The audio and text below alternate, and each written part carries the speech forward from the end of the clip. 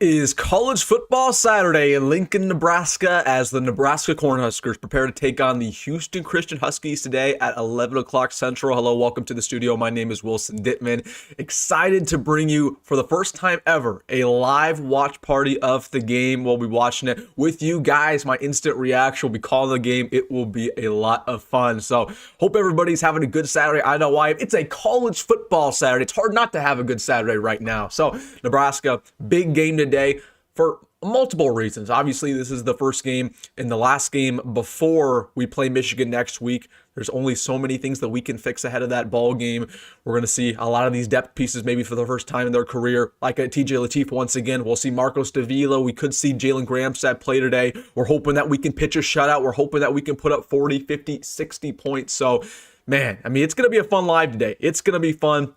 I'm excited. Again, I've never done anything like this before, so if you guys want to show support, hit that like button. Again, everybody, hit that like button. Hit that like button right now. Put your score prediction right now. We got what? We got 13 minutes till kickoff. Everybody put your score prediction down below. Let me know what you're thinking about what the score is going to be today. So let's get in here. Let me see if I can lower the latency on this stream real quick to make sure that we're synced up with the game. But while we're doing this, everybody put your stuff in the comment section. Ooh. 70-0. It's a little bit nuts. 70-0 is a little bit nuts. We got 38-14. I like it. I like it. I like it.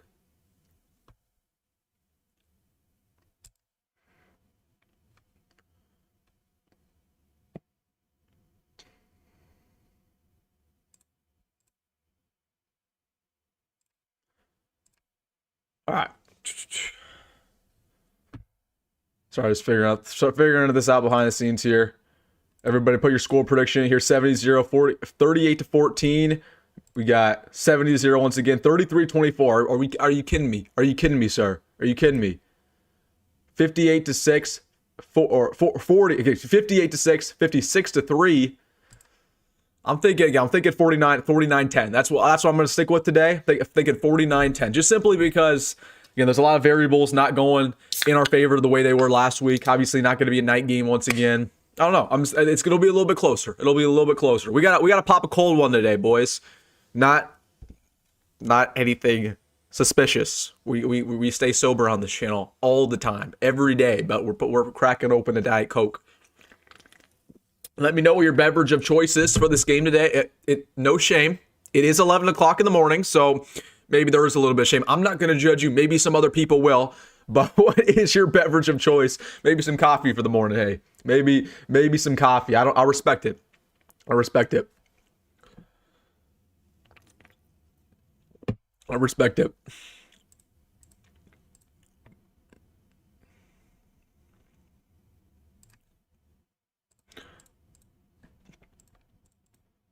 All right, let's pull up. I want to see if I can pull up these uniforms. I don't know if you guys saw what they look like. The all reds that we're wearing today. Let's see if I can find these. I haven't seen the all reds yet. Let me see if I can show you guys. Where are our uniforms? Somebody must have posted them on social media of us warming up in our all red. I gotta find these. Oh my gosh, here they are. Here they are. Here we go. I'll show you guys.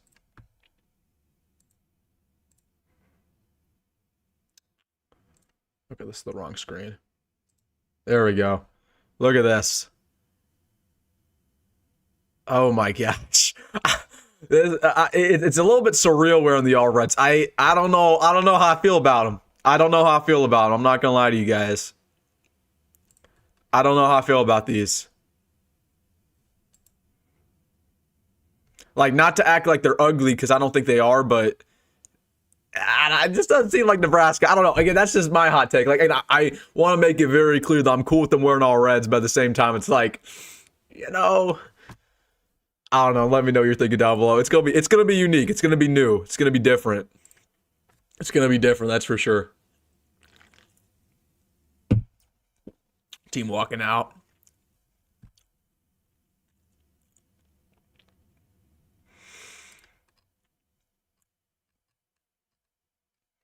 See what Will Compton's tweeting about. I think Will said that there's going to be there's no pregame hype video this week. Man, come on, Will. You couldn't make one for puny Houston Christian. You couldn't make a single one.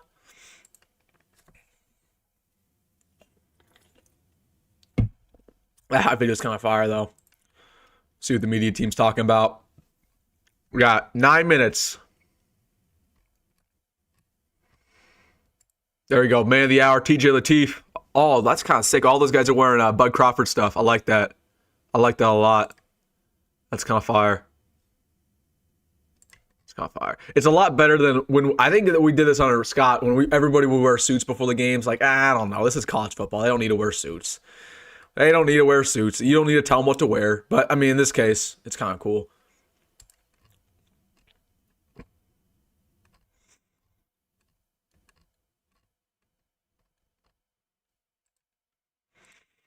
Nothing new.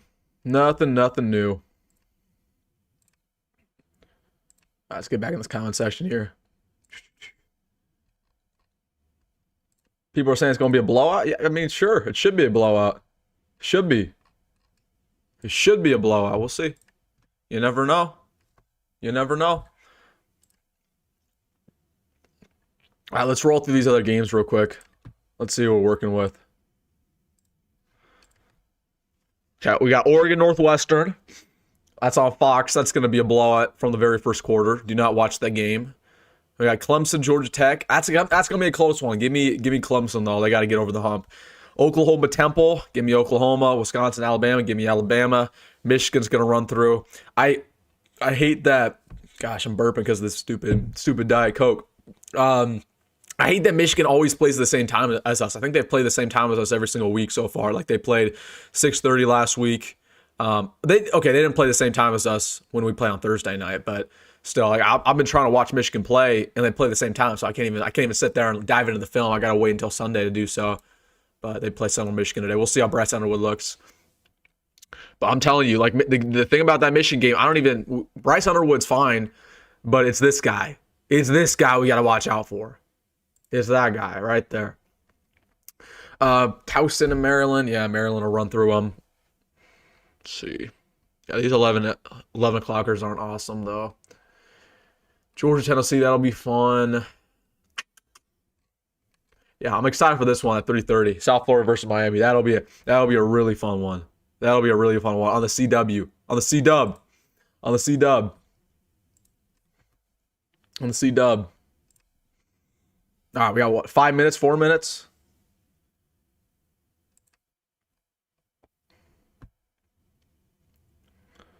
Let's see. Sear is a nickel? No, he's not. He's a boundary corner. I don't know. Is he playing nickel today? He might play a little nickel today, but he's not playing nickel right now. He's a boundary. Did you see the final score at New Mexico UCLA? Yeah, I was watching a little bit last night. Was not surprised. I told you guys on last night's live, like I thought New Mexico was going to win. UCLA has just been horrendous these first 2 weeks, and that will go down as maybe my worst prediction. I've had some interesting predictions. I predicted Nebraska to lose to UCLA this year, so I don't think that one's going to happen anymore. I just can't believe Nebraska lost to UCLA last year. Like, how did we let that happen? How did Matt Rhule let that happen? Losing to UCLA. Because UCLA wasn't that good last year either. Like, obviously, they're a lot worse this season, but they were awful last year. When we lost to them in our place, at our crib, that was just, man, we've had so many losses that we just shouldn't have had at all. Whatevs. USF versus Miami. Yeah, that'll be a good one. First play of scrimmage touchdown. Ooh, I don't know. I don't know about that.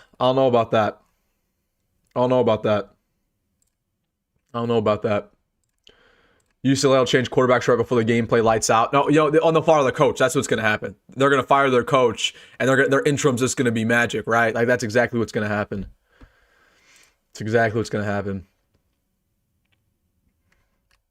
Yeah, we got 5 minutes, and they're still on big noon kickoff. Dude, I cannot stand big noon kickoff. I don't know about you guys. Like, I'm not like a huge game day guy either. Like, I'm watching game day over here on my TV. But big noon kickoff so much worse. So much worse. And now they added Portnoy to it and stuff, and all these Barstool guys. Like, oh my gosh, I never watched it to begin with, but it's literally now unwatchable. It's unwatchable for anybody who likes college football.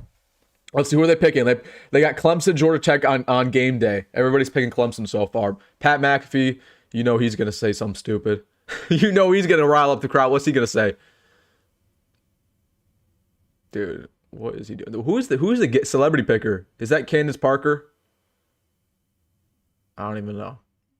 Looks like a WNBA player. Oh, he picked Georgia Tech. There we go. I like that pick. Georgia Tech's tough this year. They're tough this year. They're a good team. I'll give them respect. They are a good team. Kirk Herbstreit. I only respect Kirk Herbstreit. And I know that's a hot take now because people don't like Kirk because he's a SEC pawn, which is, I mean, probably correct, but still, I do like Kirk Herbstreit. I think he knows what he's talking about. He picked Clemson. All right. Guys, why is game day not selecting between Nebraska and Houston Christian right now? Don't they know this is the game of the week? Don't they know that this is going to go down the wire? They have no idea. No, I'm just kidding. They have no idea. Everybody's watching this game. People aren't going to watch Georgia, Tennessee today. They're watching Nebraska, Houston Christian.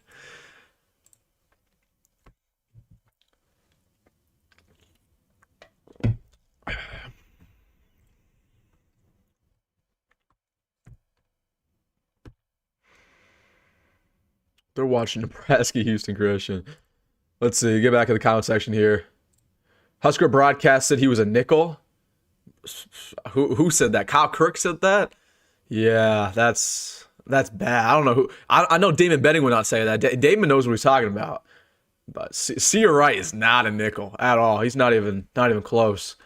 No, he's a boundary.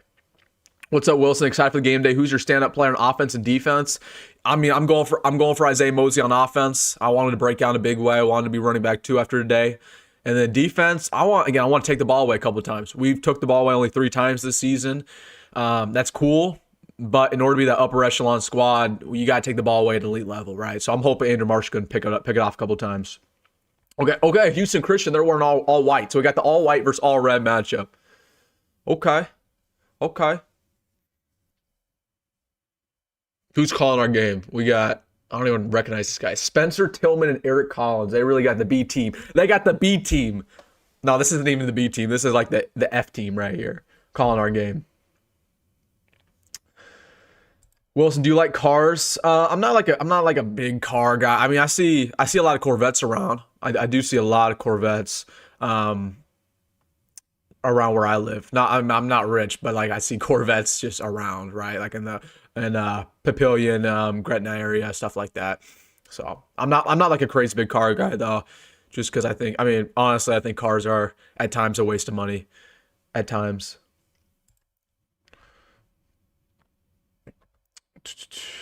Did you see Saban in the Omaha World Herald? His first game at Michigan State was a loss to Nebraska. Yep. I saw that. Is our backup quarterback going to start? No. Nope. Our backup quarterback will not start today. Jake Weir, starting quarterback for Houston Christian. Yeah, he looks terrible. Come on. He's a transfer from Mississippi State. I'll give him credit. Like, he probably got some talent, but man. Yeah, he's no Dylan Raiola. Okay, they're going to wait till probably 11:05 to kick this game off. As per usual, they got to get their TV revenue. They got to get their advertising in. So they're going to wait till 11:05. So that's awesome.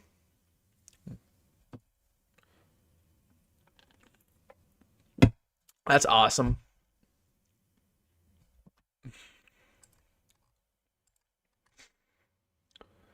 Let's see. They're picking between Notre Dame and Texas A&M. Who you guys got? Notre Dame or Texas A&M? Give me Notre Dame. No question about it. Give me Notre Dame.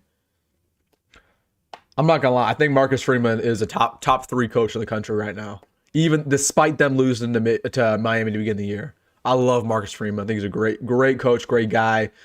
He's a leader of men. That's exactly what you look for from a college head coach. He's a leader of men. So I love him. Yeah, they do got Candace Parker on there. Okay.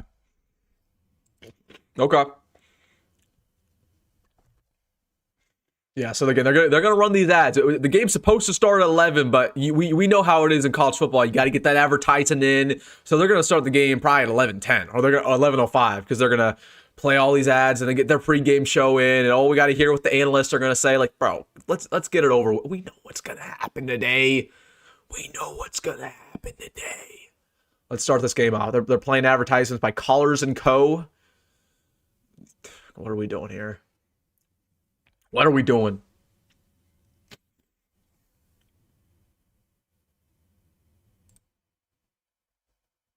What are we doing?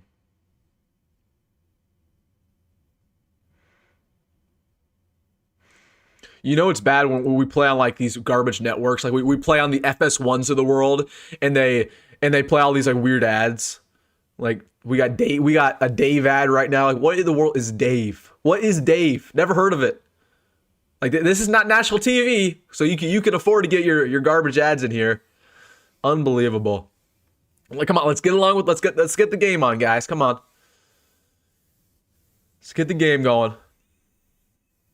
All right, again, final score prediction. This is the last time I will, I don't want to say this, but I'll give away something. I don't know what I'll give away, but if you get the score right, I'll look back on this. If you get the score right and you put it in right now, I will give away something. I don't know what it is, but I think it's going to be impossible to predict the score specifically. So put it in the comment section right now.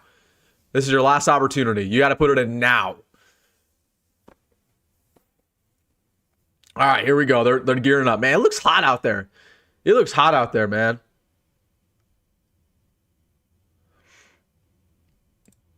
That's part of the reason why I didn't go, is because I was like, I'm not gonna sit in north end zone and get fried. Not this week. Not for Houston Christian. Not for Houston Christian. I'm not gonna do that. Okay, here we go. Game is starting. We are returning. Looks like Kenneth Williams is back there. I want one return to the house today. I want one return to the house. Come on. And we are off. Nebraska versus Houston Christian, week 3. Kenneth Williams to return for the Huskers. 10-yard line, 15, looking for a hole. Spin move, and gets down at the 27-yard line. Good start for the Huskers. Let's go, K-Dub. Let's go, K-Dub. Yes, sir. Oh, I gotta make sure K-Dub's 32. I don't got the audio on right now. Imagine that was not Kenneth Williams. It was 32. Did he change his number? I think that was Kenneth Williams because it looked like him, but on the roster, he's not listed as 32. I think that was Kenneth Williams, though.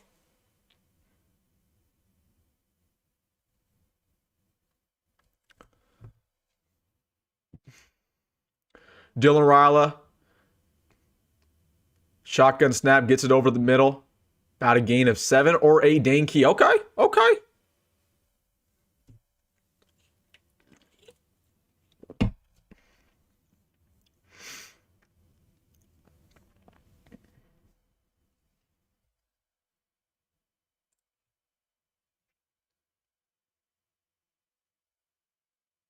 Dylan handoff to Emmett. Sheds the tackle, gets the first down. Gain of about 5. There we go. Okay.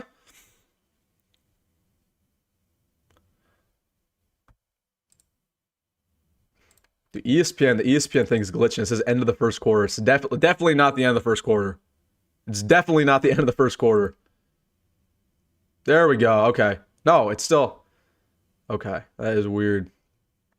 Try to get that fixed here. First down and 10 for Nebraska at our own 40-yard line. Dylan Raiola is under center. Emmett Johnson in the backfield. 2 receivers to the left, none to the right. 2 tight ends in the ball game. Heavy set. They give it over to Emmett Johnson through the B gap. Gets a gain of about 7-8 yards right near the first down marker at the mid-yard line. Great blocking early on in this ball game.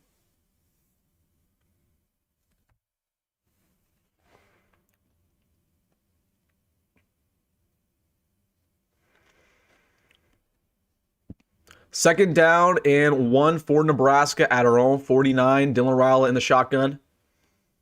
Emmett once again at running back. Dylan Raiola takes a snap, looking to pass. Scanning, finds Emmett Johnson the flat. First down, Huskers, gain of about 2.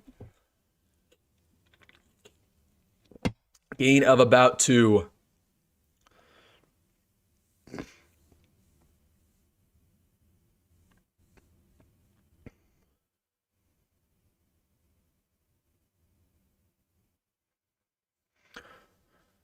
Light work. It's light work.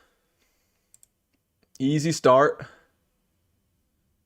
Yeah, for whatever reason, the ESPN app right now is glitched. It says it's end of the first. So again, I'm trying to fix that. It's nothing I can control. Classic ESPN. Play action. Jalyn looking for a deep ball. He's going to go for it. Got a man. Oh, awful ball, but it's completed to Dane Key at the 10-yard line. Oh my gosh. What was that throw? This is what I can't do this with Jalyn. I cannot do this with Jalyn. It's a great completion, but he threw the most wobbly pass we've ever seen. That would have been that was the easiest touchdown in the world. He underthrew Dane Key by about 10 yards. What are we doing, Jalyn? What are we doing? If you throw that ball versus Michigan, that's getting picked off. Nebraska first down at their own 10-yard line, or excuse me, at Houston Christian 10-yard line. Give it to Emmett Johnson right up the middle. Gets a game about 4 now at the 6 of Houston Christian. Second down and goal. Yeah, I can't do that with Jalyn. What are we doing there?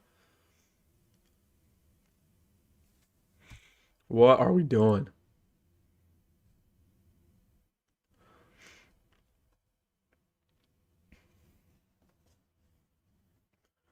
Shotgun snap here, second and goal at the 6-yard line.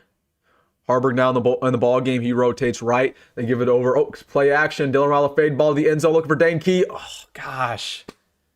I cannot do this right now, Jalyn. We are playing Houston Christian, my man. You cannot do this. You cannot. It's just incomprehensible, man. His back shoulder fade ball needs some significant work. I mean, it needs some significant work. Third down and goal. Janiran looking, scanning. He's going to step up in the pocket. Throws it over the back of the end zone. Throws it away. Fourth down and goal. Nebraska stalls out in the red zone once again. And Jalyn Raiola is headed off to the sideline. They are going to kick a field goal. Wow.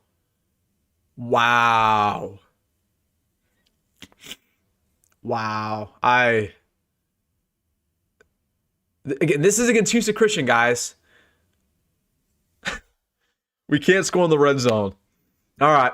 Kyle Kinane, let's go. Come on, buddy. Come on, Kyle. Let's just knock it in. Not ideal. Nothing about this is ideal. Got it. All right.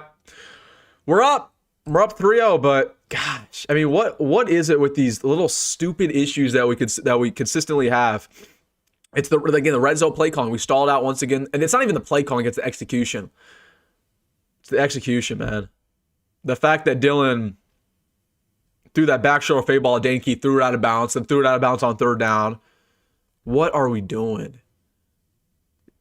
Dylan's got to be a more accurate quarterback. I mean, he just has to be. There's no way around it. And for him to underthrow that football to Dane Key, and I understand people are going to put that in highlight reels, and they're going to say, "What a great play! It was a gain of about 50, right?" It doesn't matter. He underthrew Dane Key by 40 yards. If you do that versus Michigan, you're going to get picked off. But if you threw him in the numbers, if you threw Dane Key where that ball should have been, it would have been the easiest touchdown on the planet. He was open. Nobody was near him. But by underthrowing that ball significantly, you allowed the defender to get back in the play. So I don't know what Dylan's doing there. Again, it's just these accuracy issues. That's why I don't feel comfortable calling Jalyn a top 10 quarterback yet, or top 15 quarterback, is because his accuracy is just, it's sometimes it's great, sometimes it's awful. And you saw that on the first drive, just awful. And I just don't understand what he's doing with that back shoulder fade ball. That's not the hardest ball in the world. When you were at the 5-yard line and Dane Key's run a slant to the right pylon, how do you throw that ball out of bounds? How do you miss that badly? I just sometimes I feel like he's trying to put too much touch on the football, or his accuracy lacks because of it. I don't know. All right, let's see what the black shirts can do. I told you guys my keys to the game. You got it. I want three turnovers today. Not one, not two, but 3 turnovers. Kyle says, according to the broadcast, it's kind of windy and he threw it into the wind. Come on, we're not doing that. We're not doing the wind excuse. What's the wind? Let me look up what the wind is right now in Lincoln. I mean, okay, when is it? Yeah, you're right. I mean, it's about 10 miles per hour. So, I mean, that's something, but still. The wind is not going to knock that pass down 10, 20 yards. And you got to play that into account.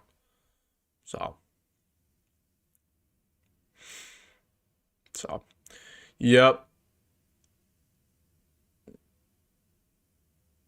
It's not. It isn't a hurricane out there. Like, yeah, maybe throwing against the wind's going to knock it down maybe about 3 or 4 yards, not 10 to 20. That's what he underthrew that by. So I don't understand. But I know what the broadcast is doing. The broadcast is going to make their little, they're going to defend their guys. It's cool. And, yeah, we're looking for perfection today. We're looking for perfection. Do you guys want to be a 6-win team or do you guys want to be a 10-win team? That's my question to you guys. I don't know.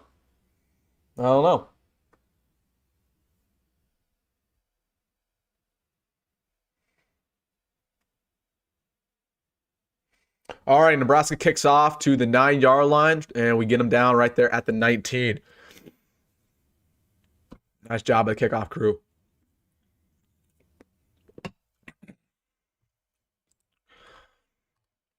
Looking at the scores around the country, we are only about 10 minutes in, but Michigan is already up 6-0 over Central Michigan. Virginia up 7-0 over William & Mary. Baylor up 7-0 over Samford. Oregon Northwestern is still 0-0, but the game started a minute ago for them. There you go. Oh, we have a call on the field. I didn't even see it. I don't know what they're talking about. All right. So Houston Christian and Jake Weir, the transfer from Mississippi State, enter the field with the great running back core that they have for FCS football. But, I mean, besides that, they got nothing. Let's be real. 3 and out. I mean, you got to have a 3 and out. Pitch a 3 and out, pitch a shutout. That's the goal today. That's the goal. It's been the goal.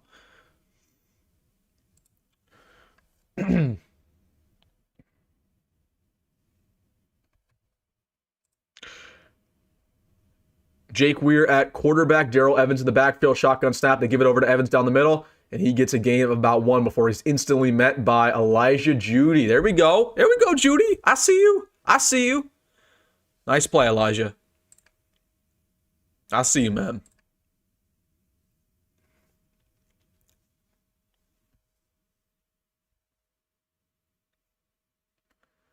Second down and about 8 now for Houston Christian. Once again, a shotgun snap. Pistol formation, Darrell Evans once again in the backfield. They don't give it to him. Looking scanning. Sack! Gets to the quarterback in a split second. That is number 33 for Nebraska. Marquez Watson-Trent. First sack of the season from the transfer from Georgia Southern. Beautiful execution. That's a great play call by John Butler. Shoots right through the B gap. Uncontested, not blocked at all. Marquez Watson-Trent got that killer instinct. He brings him down. Heck of a play. Heck of a play. Let's go. Third down and 14 for Houston Christian. They are in the back of their own end zone, looking about the 3 or the 2 yard line. 10 minutes left to go here in the first quarter. 5 yard line. Shotgun snap. They just give it up to the running back right down the middle. He gets a gain of about 5 before he's instantly brought down. The punting crew will enter for Houston Christian. The Huskers pitch a 3 and out. Hopefully a shutout, but 3 and out on the first drive of the game. Well done, defense. That's what it should look like. It's exactly what it should look like. No question about it. Let's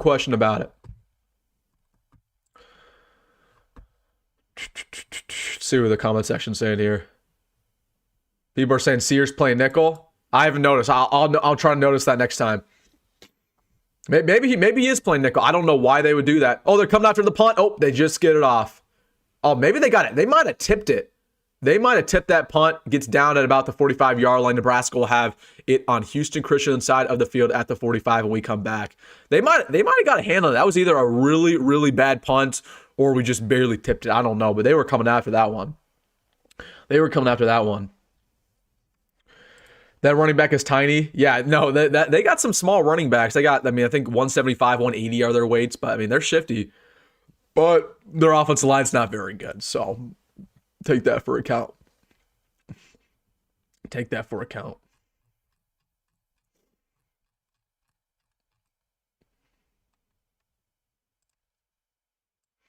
All right, commercial break. You know they got to get their advertisements in. You know they got to get their advertisements in. You know they gotta do their Old Spice commercials. They got to do their NFL commercials. They got to do their Chevrolet commercials. They got to get their ads in. I respect it. I know how it is. I understand. This isn't a scrimmage. We got to get all our ads in here. But at the same time, it's like, all right, let's get it along with, folks. Let's get along with. Let's get it along with here. My man Alex says, "What up, Wilson? Great to see you." Alex, what's up, my man? Hope you're doing well. It was the wind. And it was with the wind, too. That's how bad that punt was. It was with the wind. So he only kicked that thing literally about 40 yards. I don't know, it might have been less than 40 yards even, with the wind. So I think we might have tipped that. They didn't show a replay, but we might have got a hand on it. So here's what I'm gonna do, right?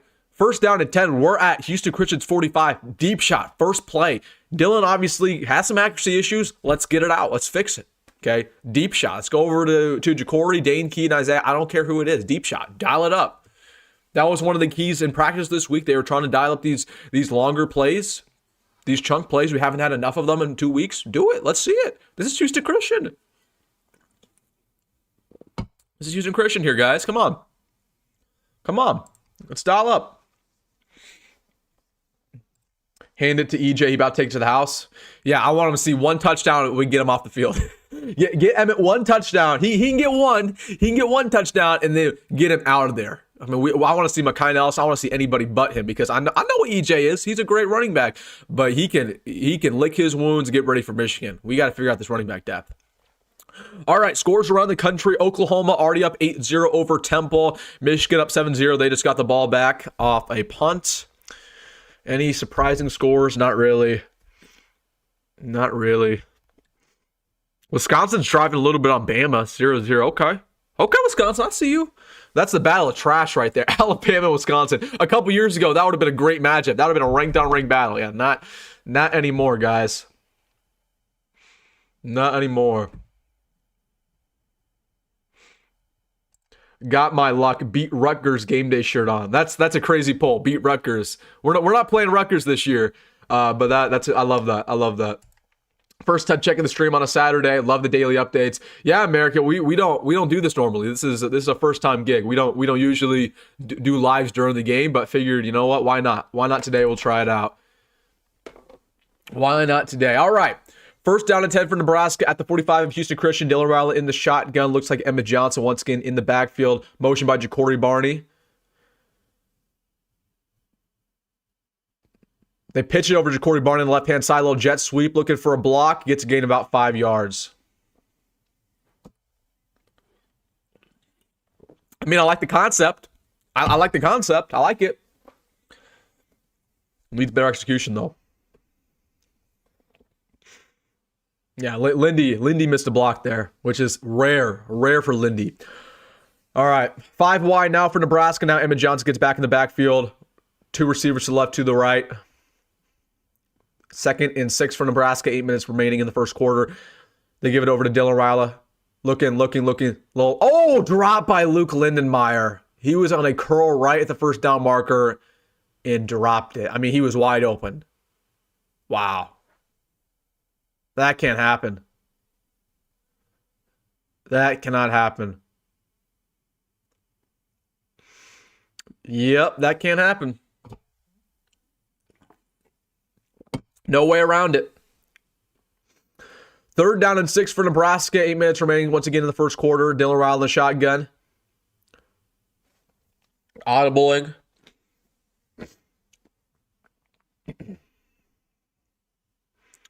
Dylan takes a snap, looking to pass, searching, scanning, going through his progressions, steps up, makes the pass to Jacory, Barney, first down, gets a couple extra yards, and he gets down around the 33-yard line, first down 10 for the Huskers. Nice little play there by Jacory. Not the best pass by Dylan. He threw it behind him, but nice job by Jacory to bring it down.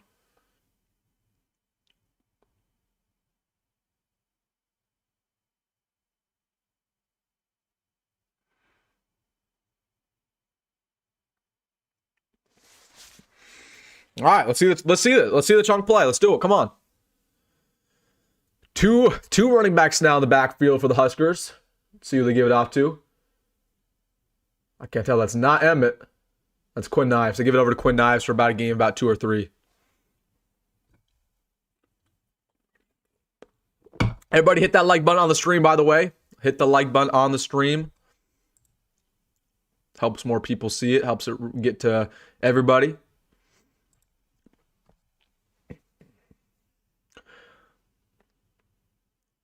Second down and 7 for the Huskers. Dylan once again the shotgun. We've been in the shotgun all game long. Play action to Ives. Looking, searching. Gives it over to Ives. Nice catch. Nice snag. Gain about 15, a little bit more. Nice job by Quinn Ives. There we go. There you go, Kay. There you go. I see you. I see you. I like that. Nice play. Methodical right now here. Huskers going quick. First down and 10, about the 25, or excuse me, 15-yard line. They give it to Quinn Ives once again. Flag on the field, gets a game about 4. Yeah, I mean, he just went through straight. He was not patient at all there. He just went right through the line. He went right through the line. He said, you know what? I don't care if there's a hole. I'm just going through it. I'm going through it.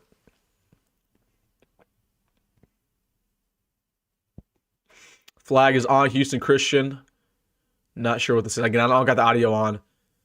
But automatic first down 10 looks like for the Huskers. Let's see. Oh, they got 12 people on the field. That's what it was.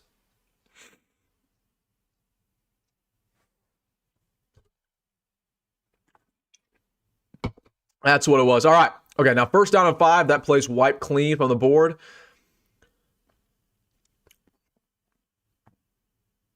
Emmett's back in the backfield for the Huskers. Once again, shotgun formation. 3 receivers to the right, none to the left.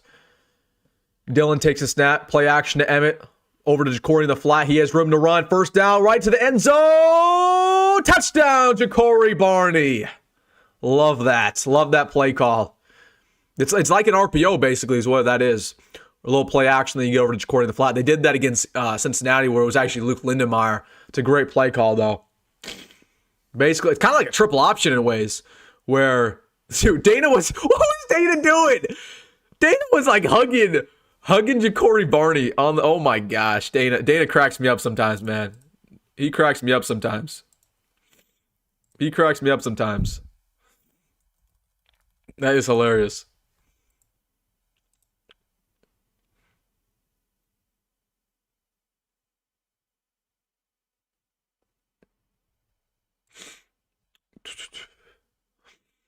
Yeah, guys, the stream is a little bit behind. I'm watching the game at the same time as you guys, but the problem is I think what happens when I'm doing a stream is the latency, so it takes some time to broadcast me to you guys. So I think I'm about like 20 seconds, 30 seconds behind. If that makes sense. But that was a nice play, Jacory, though. Beautiful play. First touchdown for Jacory. Was it? Did he? I thought he might have got one last week. I don't remember. I know he didn't get one versus Cincinnati. Love that for Jacory. 10-0. 10-0. Nice start. Nice start. Can't complain. Can't complain.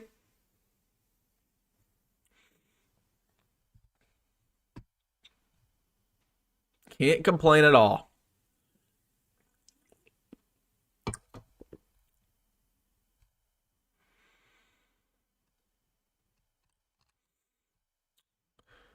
No, guys, again, I want to make this clear. I'm watching the game at this exact same time as you guys. So if you like put some in the chat, I'm watching it at the exact same time. The problem is the stream is like 20 seconds delayed. So I'm seeing it at the same time you guys are, but this broadcast, it takes like from YouTube, it takes some time to get it over you guys. You feel me?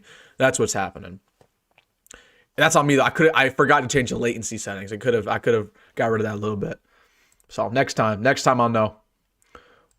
Next time I'll know.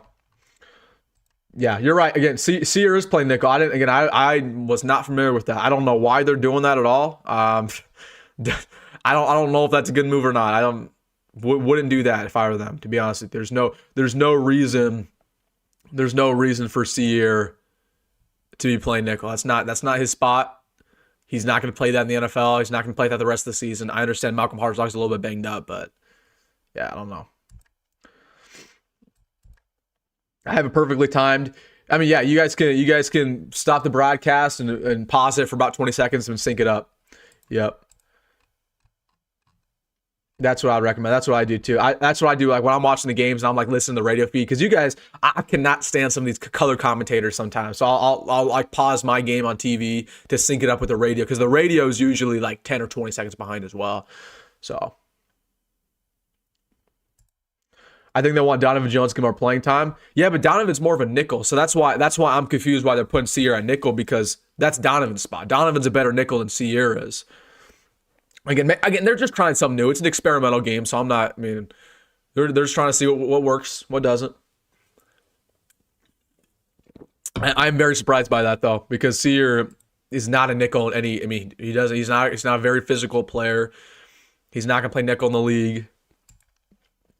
So,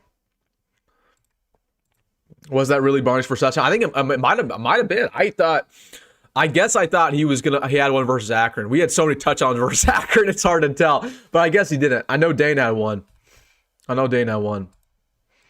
hard to even playing. I don't think he is. And I don't blame him. I don't blame the coaching staff for not playing him. But I told you guys I didn't expect him to play. All right, long commercial break. We are back. Finally. What I said, they got to get their ads in, guys. They got to get those ads in. I want another 3 now. I'm getting a little greedy here. Wilson, you should do this live thing more often. Yeah, we'll see. I mean, obviously for home games, like I'm mostly at all the home games. So I can't do it for home games, but maybe away games again. We'll see how it goes. Oh my gosh. We kicked it out of bounds. Who is that? Was John Hall? Second time this season we kicked it out of bounds. That better not be Tristan Albano, bro. That better not be Tristan Albano. Holy crap, dude. It's not that hard. We don't have a kicker who can kick straight into the end zone. Okay, because Tristan Albano kicked it out of bounds for Cincinnati. And I think that was John Hull. He just kicked it. He kicked it out of bounds. I don't know who that was though. That's crazy. That is crazy. Okay. Okay, people. Yeah, it was John Hall. That's egregious. That makes me feel worse. Because that means that both John Hall and Tristan Albano can't kick a ball straight. It feels like when we. Holy crap! This Diet Coke's getting to me.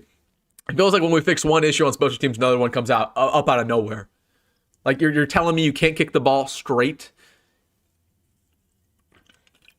You've been kicking the ball your entire life. You cannot keep it within a span of about 40, 50 yards on the field. It's unbelievable. All right, first down and 10 for Houston Christian at their own 30-yard line. They hand it off to the running back, Evans, and he gets down for a loss of about 1. Vincent Shavers in the backfield. Great play by V9. Again, these linebackers are swarming today. D-line's doing a great job, too, early on. The D-line's doing a really good job plugging these holes. Van Poppel's getting his first action today. I think that might be Kate Petchuk in there. I'm trying to tell. It's a 90-something. 93. I believe that's Petchuk. So Petchuk's already in the game for Nebraska on the second drive of the game. That says a lot. Kate Petchuk's already in there. It says a lot.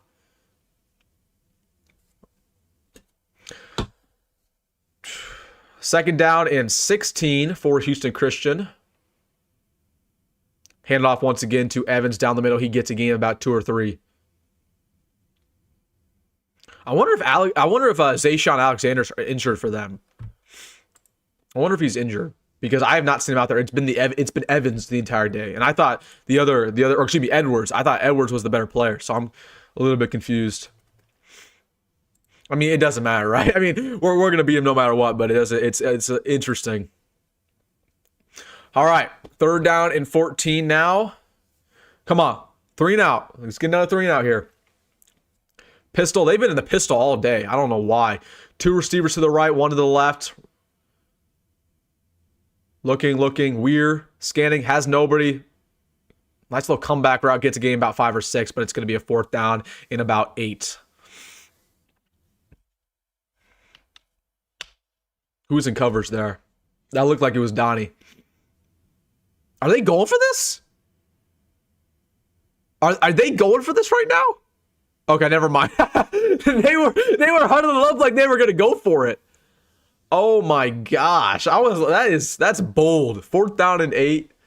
That is bold. I wouldn't put it past him. All right, 4th down and 8. Bad snap to the punter, but he gets it out. Ooh, very low punt. Jacory's not going to have an opportunity to return it. Nice little bounce for Houston Christian. It gets inside the 20. They're going to mark it down at the 16-yard line. That's where Nebraska will take it on their 3rd drive for the game. So, hey, man, I can't complain. 2 3 and outs for the Huskers. Can't complain at all. Can't complain at all. It's exactly what it's supposed to look like.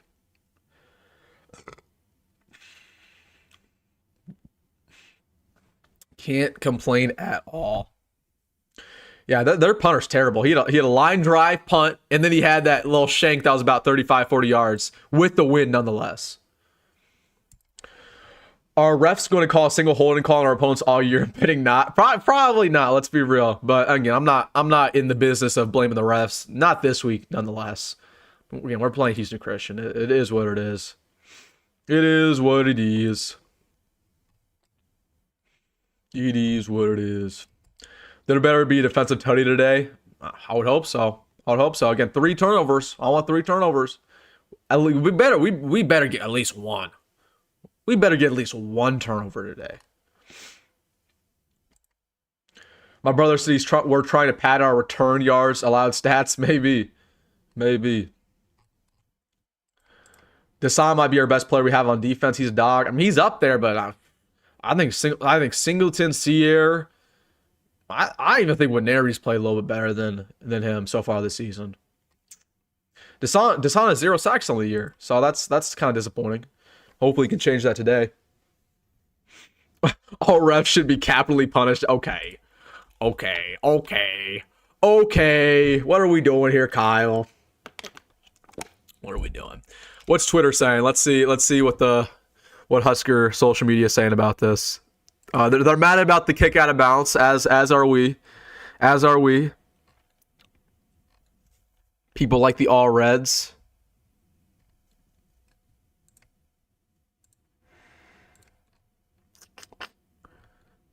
People say let Kyle Kinnan kick off. I don't see. The problem is you don't want to mess. Kyle Kinnan's such a good kicker right now. Ideally, with the 2 other kickers we have, one of them should be able to figure it out and be able to kick through the end zone. I don't want to mess up Kyle Kinnan because a lot of kickers sometimes get injured on kickoffs because, again, they're trying to kick it literally 60, 70 yards, so they'll pull something. So it's important for me that our place kicker is not our actual kickoff guy.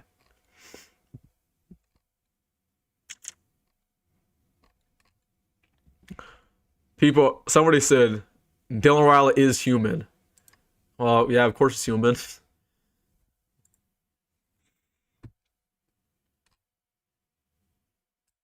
They're holding a lot. I mean, hey, when you're a terrible offensive line and you're going up against us, that's the only way you can give any time for your quarterback. So, not freaking out about it.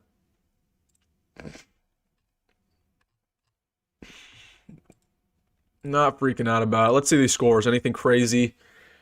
I see Georgia Tech's already up 3 over Clemson. Oh, Clemson's wearing the purple uniforms today. Okay. I don't know how much I like those. It's different.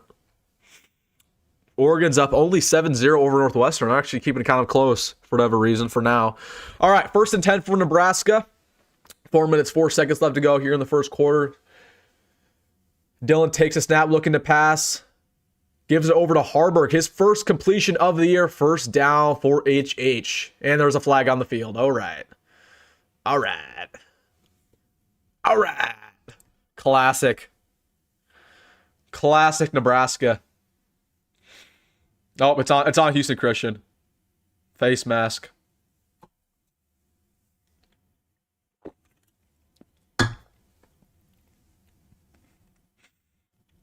Shout out to Haarberg, though. First completion of the year. That's big. That's big for him. It's big for the cause. Ooh, that was a weak call. I'm not gonna lie. That was a weak face mask call. Yeah, he touched that. He touched the face mask, but he didn't pull him down like that. That was a weak call. That was a get back call for the Holdings last possession. All right, we'll give it over to Emmett Johnson in shotgun. Looking, waiting for a blocker, patient. Oh, breaks the tackle, he's off. First down and more, gets inside the 40-yard line. Great play by Emmett. That's why he's a great running back, is because he's so patient. He's so patient. He's waiting. Following the blockers, I love that.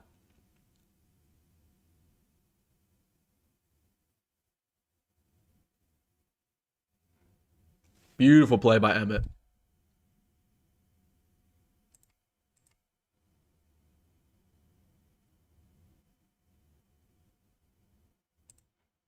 Oh my gosh, I just missed the touchdown. Wait, a Dane Key touchdown, Nebraska. I was looking at my other screen here. Oh my gosh, I gotta replay this.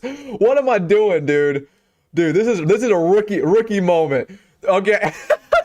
Dane Key touchdown. Oh my gosh. Hold on. I missed it. That is terrible. All right, it was first down and 10 to 39. It was a nice little play action. He was just running a simple slant. I mean, he broke one tackle and he was gone. That is crazy. I was looking at the comment section. That is nuts. Touchdown, Dane. There we go, Dane. There we go. Hey, that wasn't supposed to be a chunk play, but good teams make chunk plays out of nothing, you know? I don't know what Houston Christian was doing there. They had no safety over the top. Clearly, they blew zone coverage. That was horrendous. That was horrendous by Houston Christian. That was bad, man.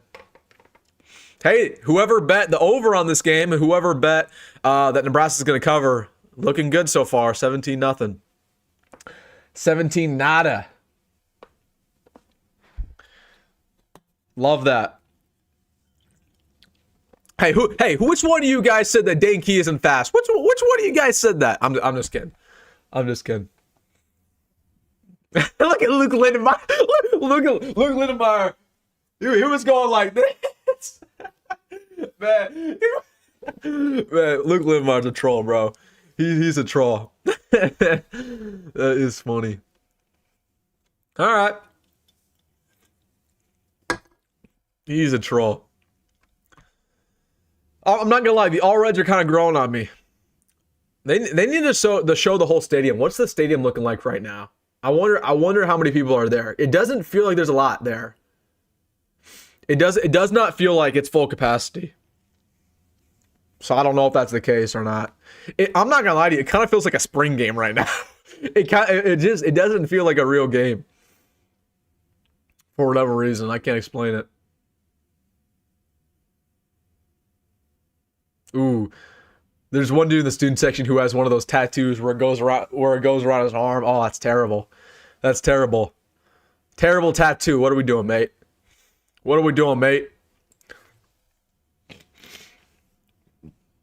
Kickoff for Nebraska. There we go. That one's going to get to the end zone, but they're still going to return it. Looking for a hole. Wow, he's going horizontally. Oh, he got a break. Oh my gosh, he's busting up one. 25 gets over to about the 32. Okay. Yeah, we got an issue with kickoffs, guys. We got an issue with kickoffs. That's for sure.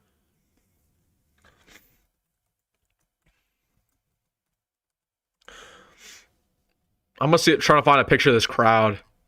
Because it feels on the broadcast like there isn't that many people there. That's what it feels like.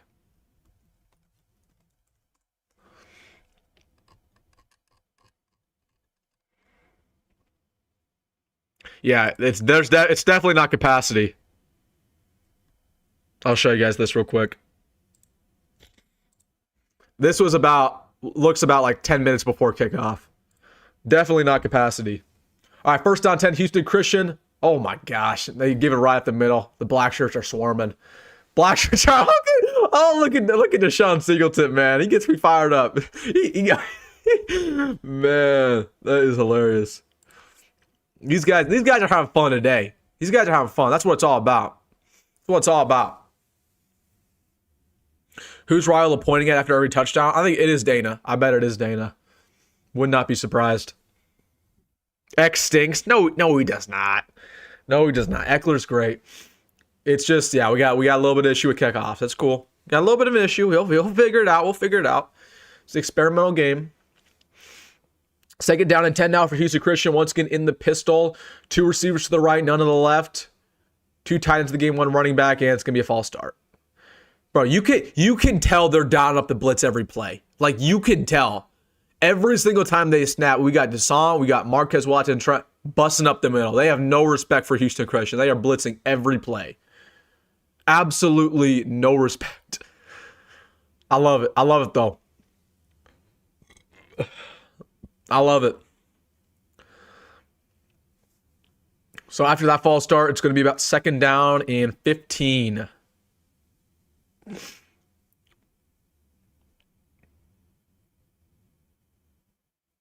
Once again, pistol, same formation here. 2 tight ends of the game, 2 receivers to the right, 1 running back in the backfield. We're about to take the snap. He does so. Gives it to his running back right down the middle. He finds nothing. Oh, my gosh. Oh, my gosh. Who was in on that? That was Andrew Marshall in on that. TFL. Blackshirts came to play. Houston Christian, I think, has 7 or 6 all scrimmage yards right now. They have no yards. No yards whatsoever. It's what it should be. I mean, this is exactly what it should be.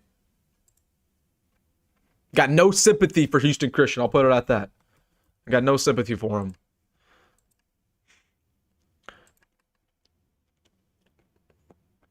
Yeah, they have 8 yards right now. Houston Christian has 8 yards. 8 yards in the first quarter. Oh my gosh. All right, 3rd down and 16. Looking to pass. Completion for about 6 yards. Nice little tackle there by Downey Jones. Nice little man coverage. Okay. So Nebraska has pitched 1, 2, and 3 and outs in this first quarter. Houston Christian has a grand total of about 10 yards. I mean, you just really can't do it much better besides the fact we haven't took the ball away, but hey, can't complain. I mean, Donnie gave up that play, man, but it was still a nice job to get back to that football. That's a hard play. That's a hard play to cover on that little comeback route. All right. Another bad punt. Who is this punter? Who is this punter, man?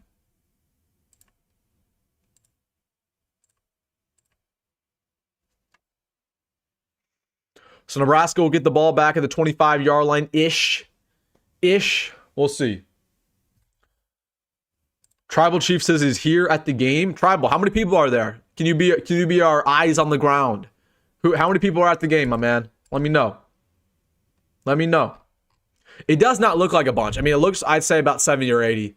So, I mean, it's not terrible, but it's definitely not a sellout, as we like to say. Okay, officially at the 30-yard line. 1st down and 10. Give it over to Nyziah Hunter on a screen pass. Gets the first down a little bit more. Breaking tackles. He's still up and gets a gain of about 15. He's down at the 46-yard line. Nice little play by Nyziah, and that will end the first quarter for Nebraska. The Huskers are up 17-0 over the Houston Christian Huskies. All right, everybody put in the comment section your biggest takeaway from the first quarter. I mean, I'll just tell you mine right now. Defense is playing lights out. No question about it. Whether that's stopping the run, stopping the pass, they're doing everything. From an offensive standpoint, the only thing I'd say is I think that actually from Dylan has really been kind of suspect so far, but I mean, everything else we're doing with ease. I mean, it looks like a spring game right now. It looks like we're going up against the 3rd stringers, the 4th stringers. I mean, it's kind of embarrassing for Houston Christian. I'm not going to lie to you guys. I'm not going to lie. Not going to lie.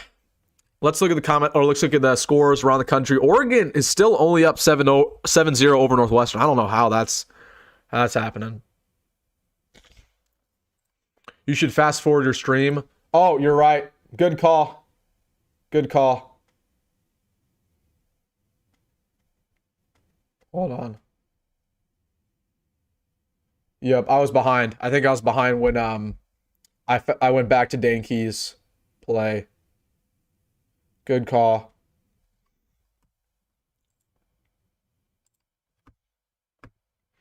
Good call.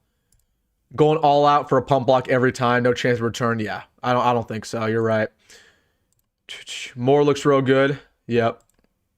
It's not our usual full pack stadium. Yeah, that's what I thought. I'd expect around 70, 80K there. I mean, it's definitely not a sellout. Definitely not a sellout. Yeah, honestly, I think our D line's playing well. I mean, we're not getting too much of a pass rush. Well, we are, but we're blitzing every play, right? I want to see us only blitz 3 or 4 and see if we can still get some pass rush. That's what I would say. But I mean, the defense playing a lot of time. I can't nitpick anything just yet. I can't nitpick anything.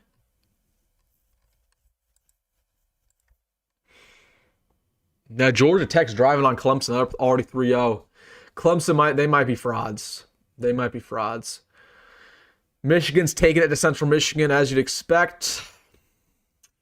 That's about it. I hope our third strings are still better than the HCU starters. Oh, 100% they are. 100%. They should be. They should be, easily. Going to the Michigan game next week, I will be there. Yep, I will be there. I'm excited. I'm nervous about it, though, man. I'm excited and nervous. But my worry is that after today, Nebraska fans are going to be talking recklessly going to that one. They're going to be saying that we're going to beat Michigan by 10, 20. Oh, because we beat Houston Christian by 1,000,000 points. Yeah.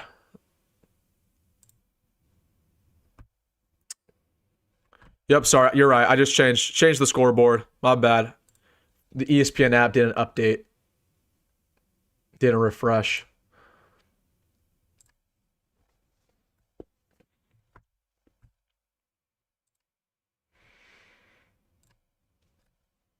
Wisconsin not looking too good. Yeah, they're terrible. Wisconsin's awful. Are we going to lose the 404 consecutive sellouts? We're never going to lose it because the university. I mean, we know what it is, right? We have not had 400 consecutive sellouts. I've been to some games in Lincoln where there's literally like 50K there, where it's like 60% capacity. Like I go back to some of the Wisconsin games we've played in the past in November, and we're like 4-7, and we'll play Wisconsin. Yeah, there's no way there's no way that's a sellout. Or we played Purdue a couple years ago. I think it was year 1 of Matt Rule. And I swear to you, it was like 20 degrees at that game. They're literally like 60K there at best. But they call that a sellout because we know what it is. Anyways, first down and 10 for Nebraska. Dylan Rao takes a snap shotgun, gives it over to Emmett in the flat game about 5 or 6.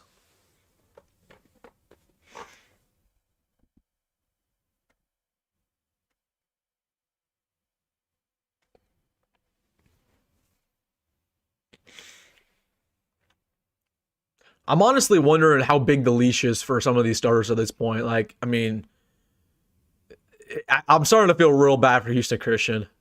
They give it over. Emmett Johnson now trying to get the first down close. It's going to be about 3rd down and 2. We are at Houston Christian's 46. And there's a flag on the field. Great. Great. My challenge to this team, have 2 or less penalties. I don't think that's going to come true.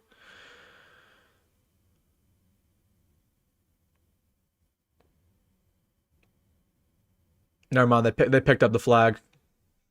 They picked it up. 3rd down and 2 for Nebraska.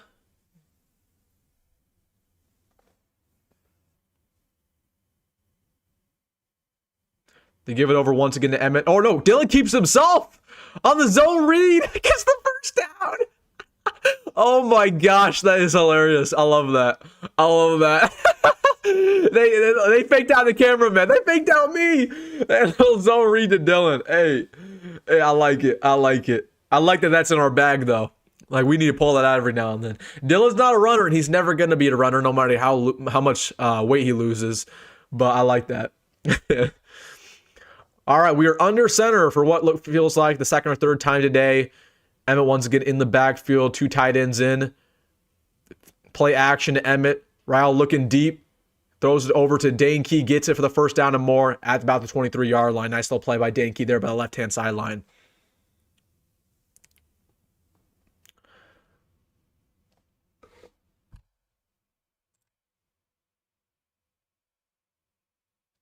First down and 10 for the Cornhuskers.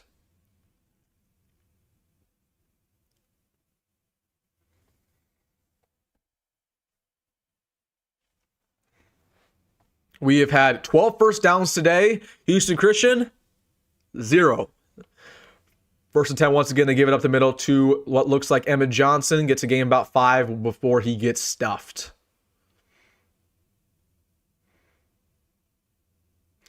I'm surprised. I mean, they're giving Emmett a lot of carries early on this ball game. They gave him the football. I mean, he's up to about priority 10 carries in this game. They're trying to give him a workload, and they're trying to get him out. What do I think is going to happen here?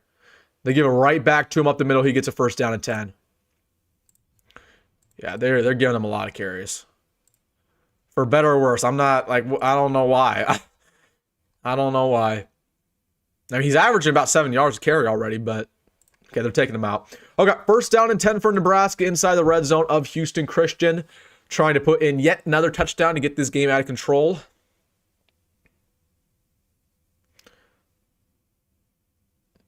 My dad texts me and he says, the All Reds look good. No, he said, now they look great.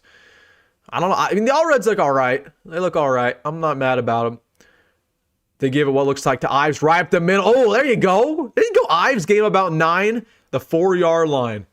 What? There was a Houston Christian defender going like this. Like, dude, we gained 9 yards, 10 yards, just first down. And you're going like this. What are we doing here? Who is this? Who is this clown? Now first down and 10, Ives in the backfield. Oh, they're going to give it to him, but play is called dead. Looks like timeout. Timeout on the field. Hey, I mean, Ives been playing all right so far. Had a nice carry earlier in the game. Had a nice catch and run. Had a nice run there. I mean, he looks like a bruiser. He looks like a bully. That's what we need him to be. That's what we need him to be. That's exactly what we need. I gotta reset my stream here. Hold on. I got a crazy setup going. I got like 2 laptops. I got a monitor. I got another laptop. I'm trying to get this game. I'm trying to speed it up here. Try to get a little more accurate.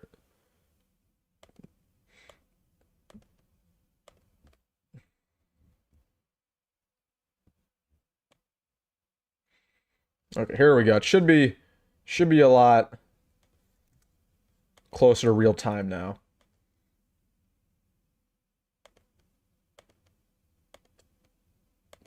Okay, we give it to Quinn Ives. Oh, excuse me, that's Emmett right down the middle. He's close to the marker. I think they're going to name at the 1-yard line. I'm surprised they didn't give it to Quinten. I'm not going to lie to you. I'm surprised they didn't give it to Quinten. Oh, they did give him the touchdown. Okay. I thought he was short. I thought he was short. No question about it, but okay. I'm not going to complain. Oh, that I form. I like that. Who is that fullback? It's 48. Who is that fullback? Is that 48? Let me see who that was. Caden Echternak. Hey, man. Thanks for showing the ability to go to I-form sometime. We need more of that. We need more of that. We need the power eye, baby. Bring back the power eye. Bro, what? I thought he was short, though. I definitely thought he was short.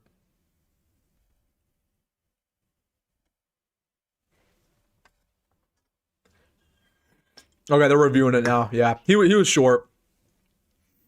He was short. Let Quinn Ives get his touchdown. That's what I'm saying. Quinn Ives had a good drive. Let Quinn Ives cash in.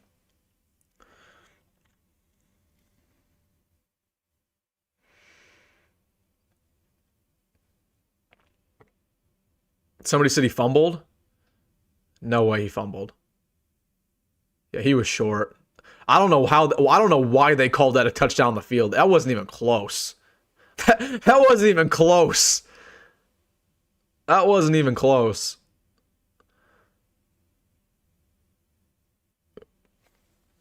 That should be a quick review, guys.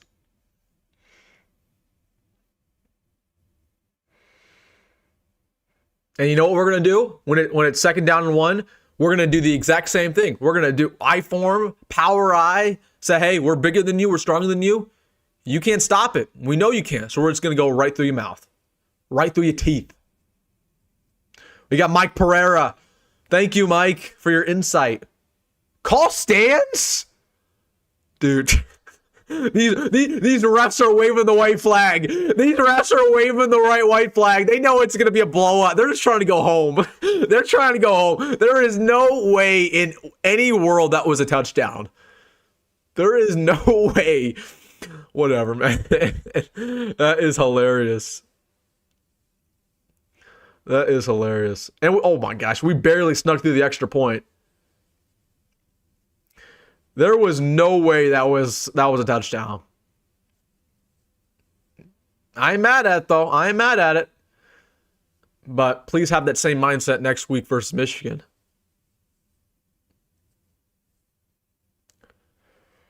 Have that same mindset next week. All right, Nebraska up 24-0. We have scored on every single time we've touched the football.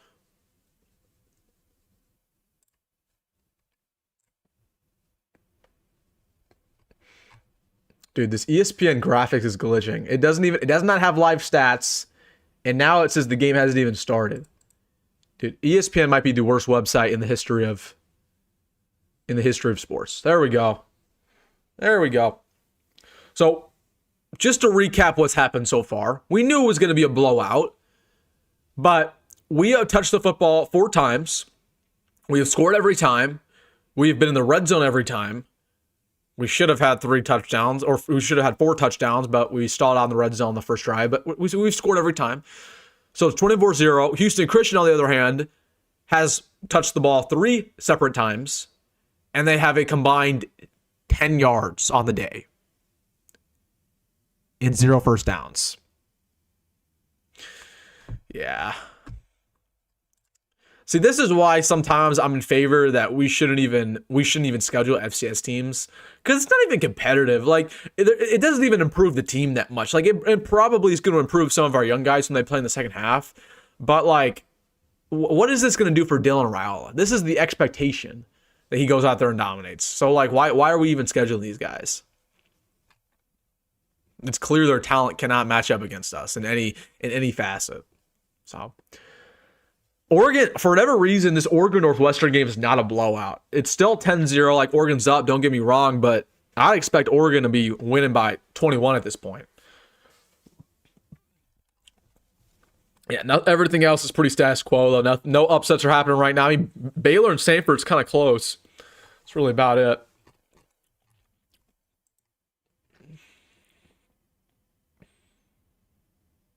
SEC schedules them late. Yeah, I don't know. See, I will admit that playing an FCS team at the start of the year is a lot better than playing it at the end of the year. Because at the end of the year, you already know what your team is. You already know if you have a good team or a bad team. So there's no reason to even play an FCS squad in week 11 or week 12.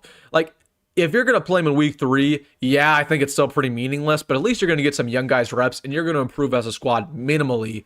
And you're still kind of figuring out who your team really is. But I'm of the belief that, I mean, like, yeah, these FCS games are getting out of control. They're getting out of control.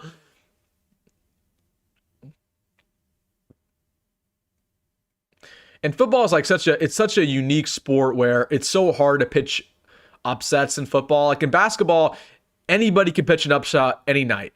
There you go. Kick return for Houston Christian. They get down about the 12-yard line. But anyways, in basketball, anybody can pitch an upset any night, just depending on how you're shooting. That's really it. Like if you're hot, you can beat any team in America. If you're hot, you can be Southern Eastern Illinois, and beat Duke, right? If you're shooting lights out.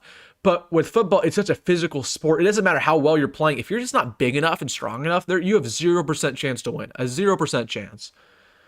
So that's why when it comes to like some of these FCS games, it's like we're bigger and stronger than Houston Christian. They have no chance of ever beating us ever. If we're a competent program,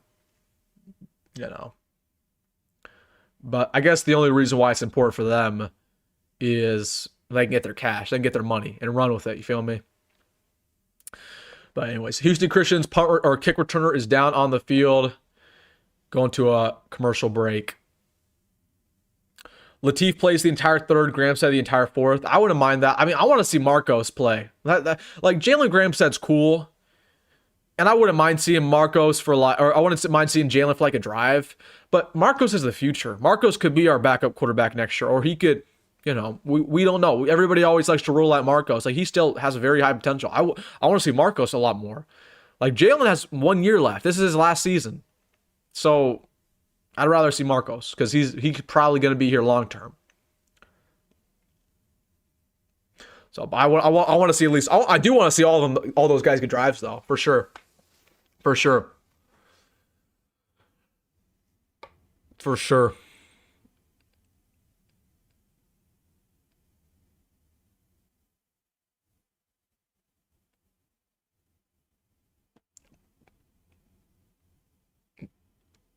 Let's see. I want to see on Twitter if we get an update about this injury. It didn't look terrible. It didn't look terrible.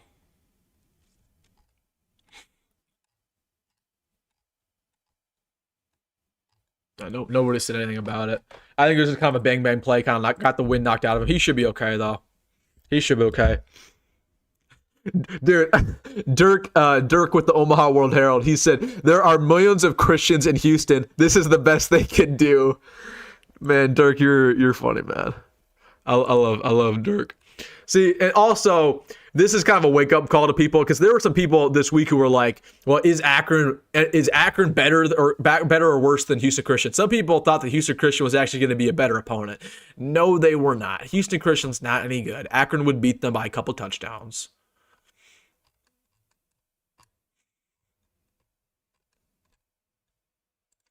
Let's get Cortez Mill some reps. Let's get Dane out of there. Get Dane out of there. We've seen enough of Jacory. Jacory's banged up. It's time to see Cortez.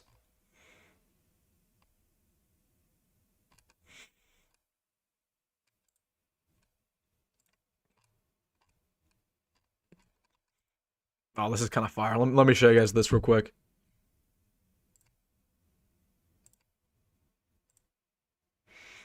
It's kind of fire. The Dane key effect.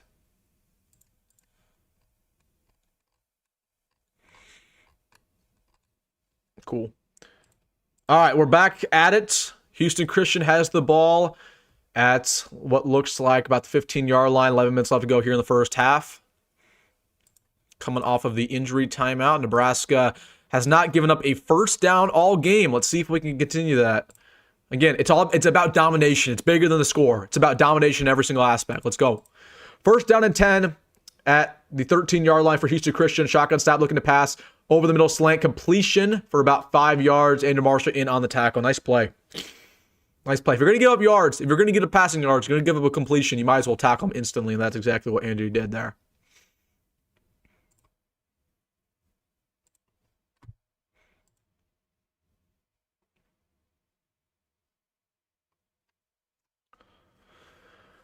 Second down and 4. Once again, can Nebraska keep our streak of not giving up a single first down? Please. I want this streak to go the entire game. That would be unbelievable. I don't. Has that ever happened in the history of Nebraska football? Even when we were phenomenal, have we ever not given up a first down? Deep shot, way overthrown. Way overthrown. Good coverage there by 21 for Nebraska. Who was 21? Who was 21? Rex Guthrie. Rex Guthrie is playing corner. Hey, there you go. There you go, Rex. A little handsy. Woo, little handsy, but I like it. I like it, Rex. I like it, Rex. Third down and 4. Can Nebraska keep the perfect streak alive here? 10 minutes left to go here in the first quarter. Jake Weir has had a tough day. Houston Christian entirely has had a tough day.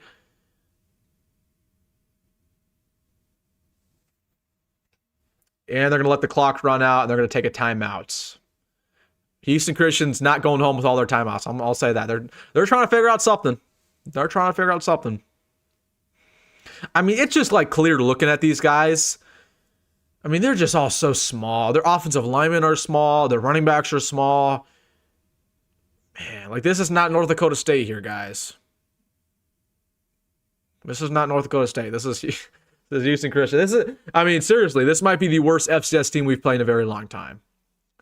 I cannot tell you a worse FCS team that we've played in the past decade than this squad. And we played some bad ones. Well, I mean, we played Bethune-Cookman, Idaho State. I mean, you just go down the list. This might be the worst. This might be the worst. Because, I mean, they just got nobody. They got nobody that scares you.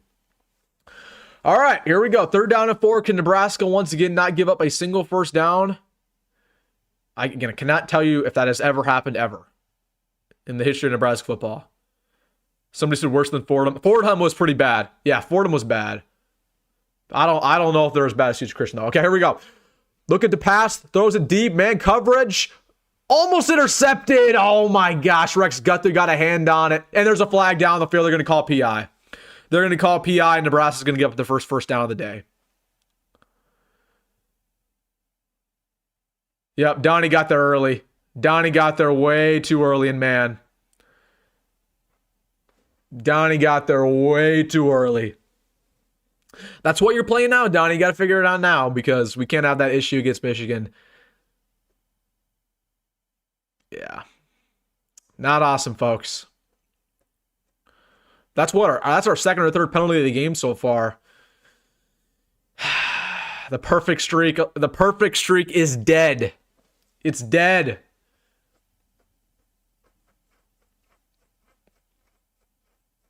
First and 10 now. Pistol formation.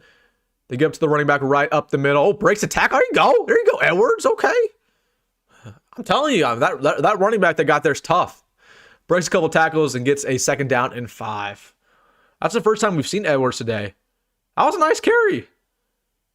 Yeah, he broke what looked like Vince Shavers. Yeah, Vince Shavers could not bring him down. They're going to get on V9's butt about that too. He's going to hear about that. He's going to hear about that in practice for sure. Yeah, I mean, Zayshawn Edwards is a nice running back, though. I was like the only player when I was watching their film. I was like, okay, this guy's impressive. He can break some tackles. He's a small back, but he can break tackles. 2nd down and 3 now for the Huskies at the 41-yard line. Play action. Oh, but fumble on the ground. Nwaneri picks it up. He has open field. He's going to take it all the way. Scoop and score for Nebraska. Williams Nwaneri. First touchdown of his career. The Huskers with their first takeaway of the ball game, their first defensive touchdown of the year. Williams Nwaneri. Beautiful play on the RPO to get straight to the quarterback. It looked like either Cade Petschok or I cannot tell who forced the fumble free. Let's see the instant replay here. Nope, it was Riley Van Poppel. Riley Van Poppel. Beautiful play there. Gets to the quarterback. Ball's free. Nwaneri picks it up. Nwaneri, you can run a little faster than that. Nwaneri, you can run a little faster than that, man. You can run a little bit faster than that. Love it, though, man. I love that. That's one. We need 2 more turnovers. That's one. Love it. And that was the big issue with Houston Christian. Like, they cannot keep the ball in their hands. Like, they had 4 or 5 fumbles last week versus Eastern Kentucky. We got a little bit lucky, though. Riley Van Poppel was not going for the football. He just kind of got lucky that he poked that free.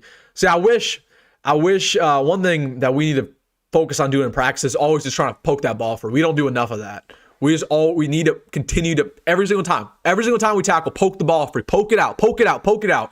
That's what the best teams do. We don't do that enough. Like Van Poppel did not do that on that play. He was not trying to poke the ball free, but he kind of just got lucky where he was looking to pass anyways. The way that he tackled him, it went free anyways.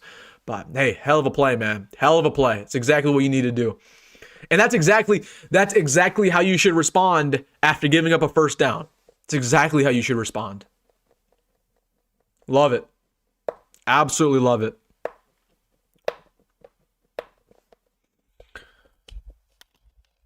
Let's see. Are we going to give it up? Or excuse me, are we going to go to halftime 38-0 or 45-0? That's what I want to know. What's the score at halftime?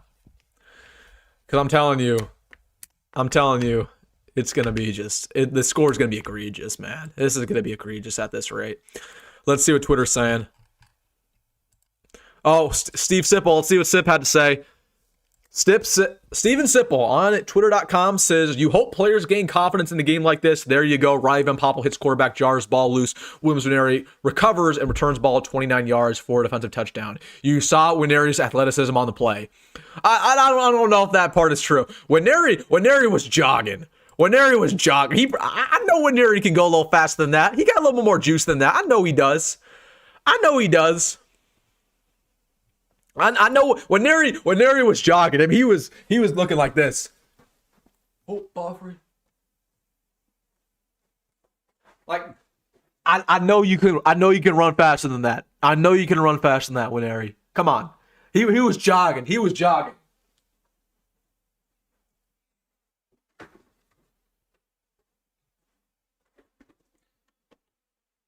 Matt Rule signing helmet. I don't know if you guys I've ever showed you guys this. We got Matt Rule on this side here. Matt Rule signed helmet, mini helmet. I think on this side, you guys aren't gonna like this.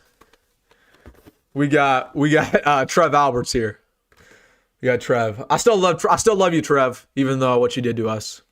Still love you. But I wish you were a better athletic director, and I wish you did not leave us. I'll just put it at that. Anyways.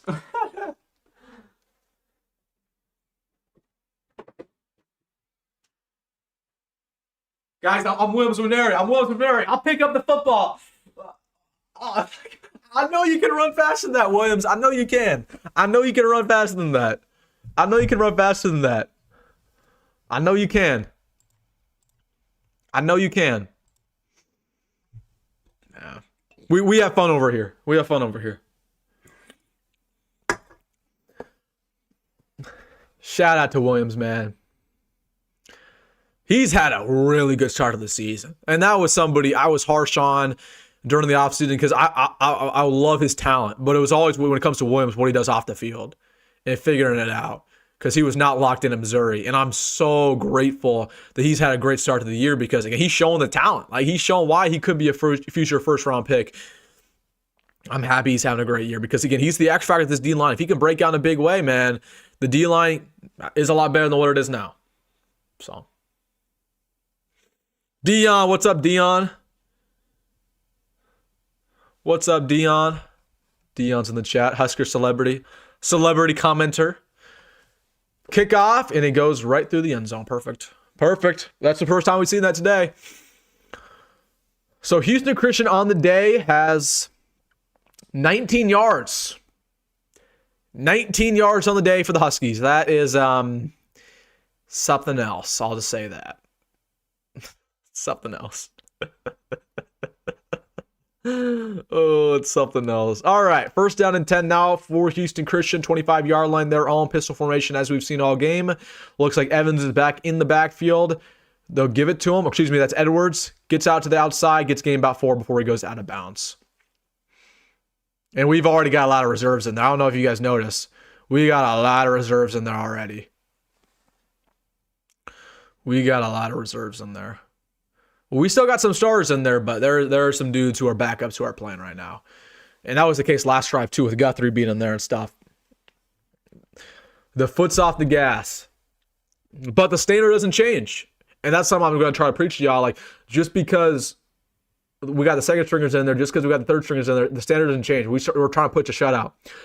So we got Amari Sanders in there, I think, at the bottom of the screen. We got Gabe Moore in there. Ooh. Look, completion, trying to get the first down. They're close. It's going to be a 3rd down and 1. It's going to be a 3rd down and 1. Nice little curl route, though. Yeah, we got a lot of reserves in there. Everybody. They've already got rid of the starters. Yeah. This is where I got to get my roster pulled up because I know everybody's number by heart. In the 1 and 2 deep, but once we start getting to the 3 deep, man, I gotta start pulling up people's numbers. All right, 3rd down and 1 now for Nebraska. Once again, pistol, 3 receivers to the right, 1 to the left. They're gonna give it right down the middle. Huskers swarming the football. It's gonna be close, but they got the first down. We'll see where they spot it. Yep, they gave him the first down for Edwards. And yeah, as you guys can tell, primarily a bunch of backups in there. They got Dawson Merritt in there, who made a nice tackle. They got Cam Ledhart in there, who the reason why he's in is because he hasn't played well. So he's got to figure it out. I believe this is primarily the second string unit. First down and 10, another little out route. They're just dinking and dunking us, man. They're dinking and dunking us. That was Jeremiah Charles in covers, by the way. They're dinking and dunking. Standard doesn't change. Come on, figure it out, boys. Standard does not change. I'm surprised that the second stringers are in there this early. I'm surprised by that.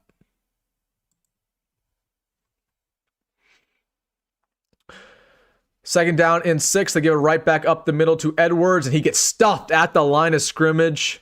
That was 90 in on the tackle, Jalen George. Dawson Merritt was also around the play again. That's 2 consecutive plays by Dawson Merritt. Man, again, you can see the athletic upside with Dawson. And there's a player down for Houston Christian, by the way. Yeah, I mean, you can see the upside with Dawson. Like he's a very smart player. His IQ is through the roof. It's just right now he looks small out there. I don't know if you guys noticed that, but he looks small. He looks like a true freshman.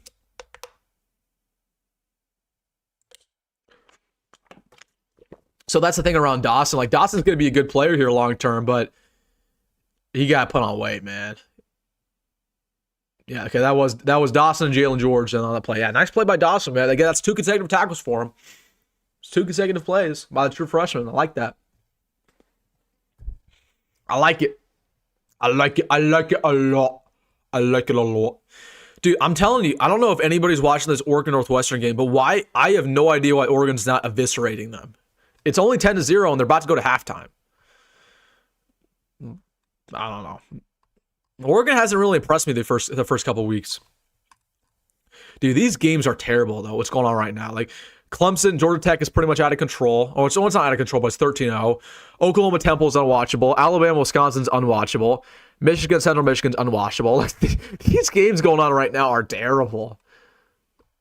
I mean, literally, Oregon Northwestern might be the best game on, besides us, obviously. Besides us. All right, 3rd down and 5 now for Houston Christian. See if they can get a first down. Looking to pass. Little out route. Oh, dropped it. Dropped it. That was a miscommunication by our entire defense. They had no idea what they were doing. We were lucky they dropped it. I'd imagine Houston Christian goes for it here. I'd imagine they go for it. And nope, they're walking off the field. Walking off the field. I mean, that has to be such a defeating feeling as a player, though. Like, the fact that your first string unit can't even compete against the second string unit, that's has to be a defeating feeling. So here we go. Punt for Houston Christian. We did not bring anybody. Nobody even came after him. And Jacory's going to fair catch it. So Nebraska will receive the football at the 24-yard line. The big question is, who's going to be out at quarterback? I mean, it's very clear they put in the reserves on defense.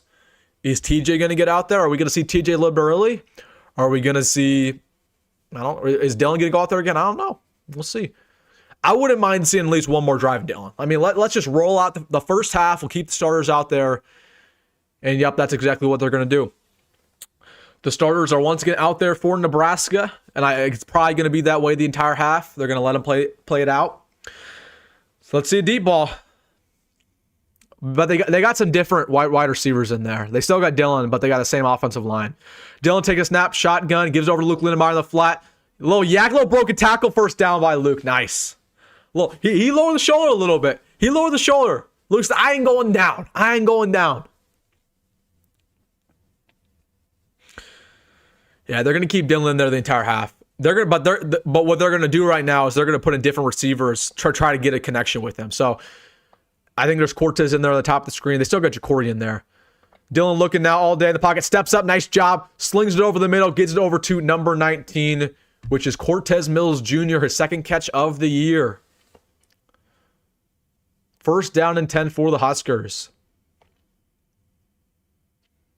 Yeah, nice little play by Cortez. Little comeback right about the 50-yard line. So I want to see from Cortez. Cortez Mills hype. Somebody said Teddy got cooked. Yeah, Teddy's had a rough start to the year in some aspects, especially in the run game. He's had a tough start to the year. Dylan's at 200 yards officially on the game, 2 touchdowns. Play action pass, looking for the deep ball. Throws about 20 yards down the field. Tough contested ball. It is down to the ground. Good coverage there by Houston Christian. They were targeting Nyziah Hunter. Good coverage, though. Game respects game. That was good coverage, for sure. I got to respect it, man. But I also am questioning why Dylan threw that football. Alabama goes to halftime 21-0 against Wisconsin. Wisconsin's 2-0, but Wisconsin's terrible. Wisconsin's not going to win another game. I think they're going to go about 3-9. Second down and 10. They give it down the middle to, is that Emmett Johnson to get to gain about 9? Is that EJ? Yep, it is EJ. Wow, I am surprised EJ's still in there. Well, I have a lot of thoughts about that. Haarberg, oh my gosh. Haarberg got put on his butt again, man. Haarberg cannot block. Again, he is getting exposed against Akron and Houston Christian. What do you think is going to happen when Haarberg on a running play is blocking against Michigan's 6'6" edge rusher, who's 260 pounds? What do you think is going to happen? Haarberg is going to get ran through. Like, I'm all for giving Haarberg an opportunity, but it is very clear to anybody who watches the film that he cannot block. And I don't care about what the Pro Football Focus grades say. Like, Haarberg cannot block. So let's give Carter Nelson some run. It's clear this tight end core is not very good. I think Markway going down was a lot bigger of a miss than what we're giving it credit for. Matt Rule's balling a little bit, guys. He's thinning out. Matt Rule's only about 50. You're thinning out, Matt.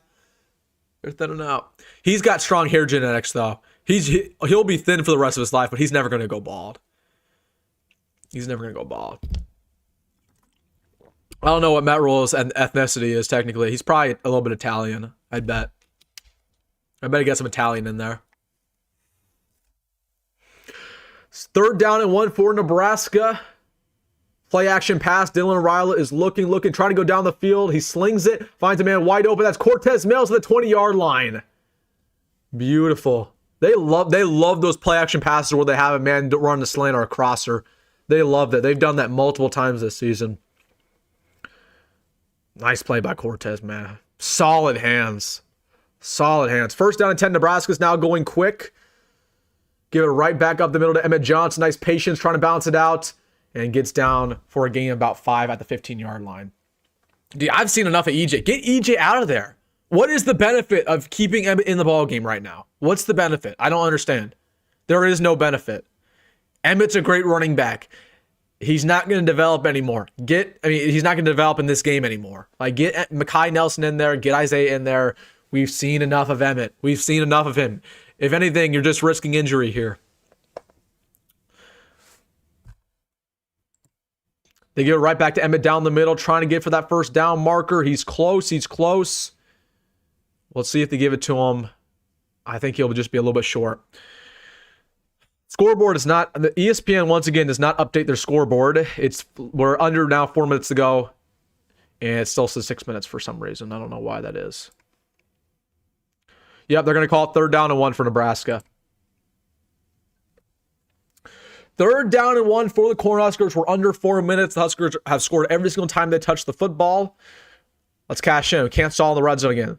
Cortez on motion. They give it to EJ right down the middle. Gets the 1st down. Pushing the pile. Gets inside the 5. He'll be marked down at the 4-yard line.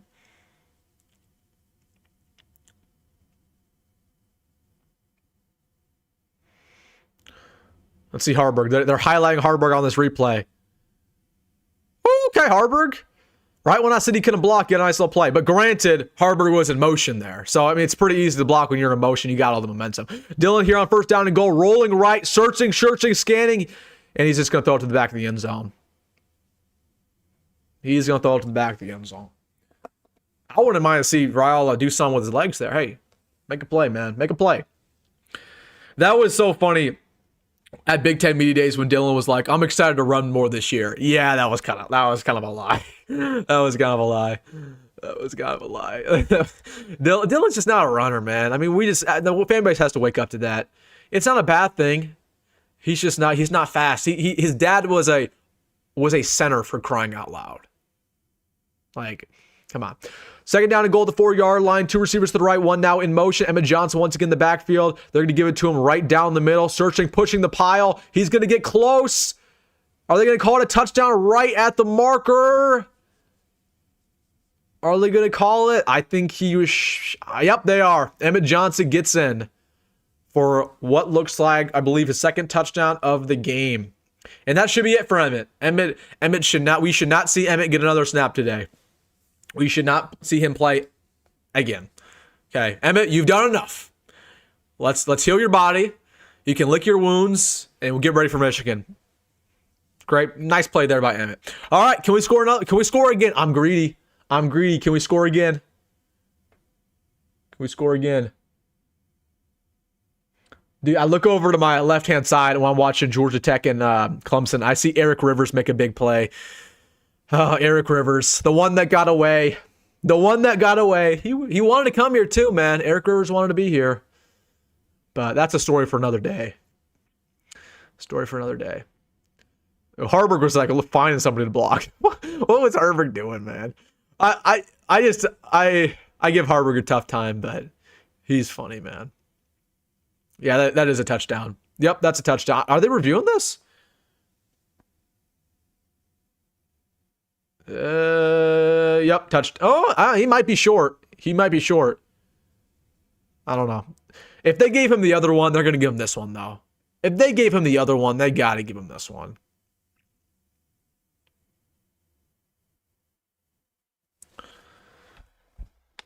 They got to give him this one.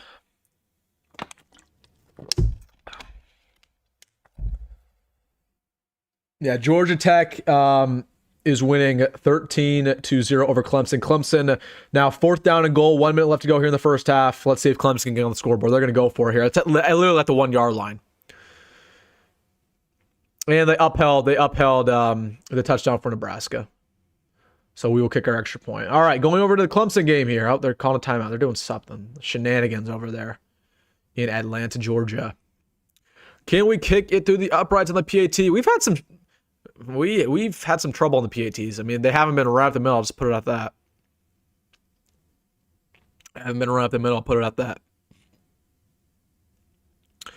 All right, Nebraska is up 38-0. We have scored every time we touch the football. We've only given up 1 first down the day. We've had a scoop and score touchdown. We've given up about 30 yards total. Yeah, you mean, it's going to be very hard to find some cons. It's going to be very hard to find some cons that we need to work on from today. But, I mean, at the same time, there's just not much we can learn. Like, yeah, we're dominating, but this is what should happen, right? It really means nothing about next week. Somebody said Dylan looks angry today. Yeah, I don't know. He shouldn't be angry. I think Dylan's a perfectionist in a lot of aspects, though. I mean, he wants to score a lot more than what's going on. He was mad about not scoring on the first drive of the game and giving up a field goal. He was mad about underthrowing Dane by 40 yards, which is egregious. Dude, Houston Christians had 1 rushing yard today. That's bad. Hey, man, to all the people that said we couldn't stop the run, including myself, that's good. That's music to our ears. Still going to be a tough challenge next week, though. Put it at that.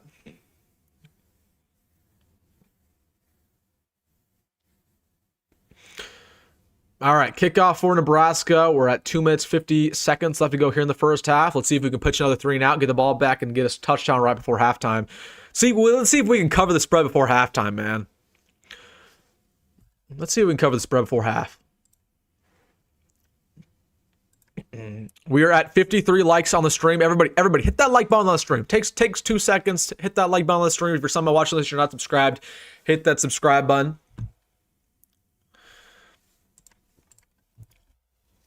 Look at that Husker flag flying half-mast. Sad, man. Beautiful Husker flag. Yeah, it's not as hot as I thought it was going to be. It's only 84 over there. It looks on the field like it's hot. It looks like it's 90, man. It looks hot. First down and 10. Looking to pass here for Jake Weir. Another nice little comeback route. Ooh, burnt Donnie Jones in coverage. Ooh, Donnie got slipped up.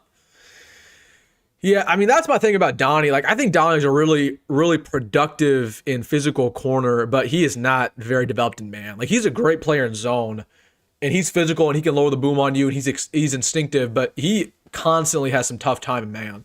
And you saw that versus Cincinnati specifically. Oh, Clemson scored a touchdown. Nice. First down and 10 now for the Huskies. Time is running out here before the 2-minute warning. They'll give it right down the middle. Bounced out to the right-hand side, gets a gain of about 7. And that will probably take us to the 2-minute warning. Oh, I think got out of bounds. Never mind. Oh, never mind. Yep, that will take us to the 2-minute warning.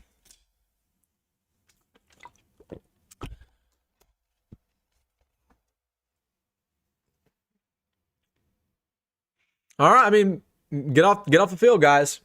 This is why we put in the reserves. Figure it out. The standard doesn't change.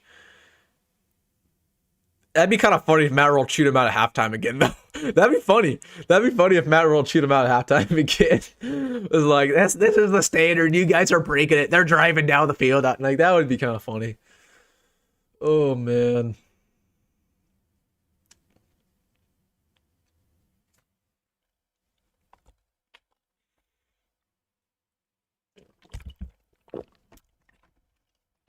I guess I'm surprised they put in the reserves on defense so quick, though, and they didn't.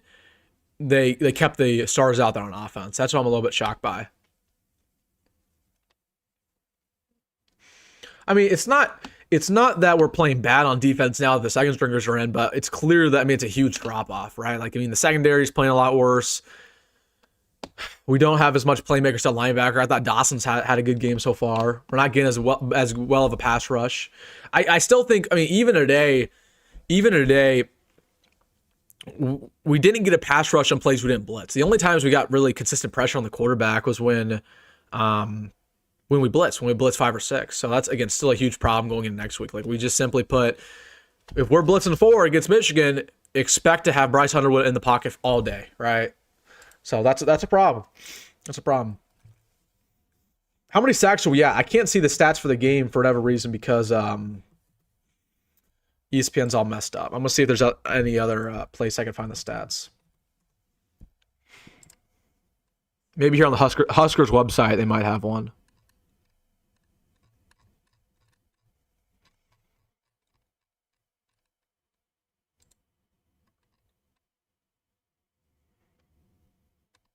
Can't find it.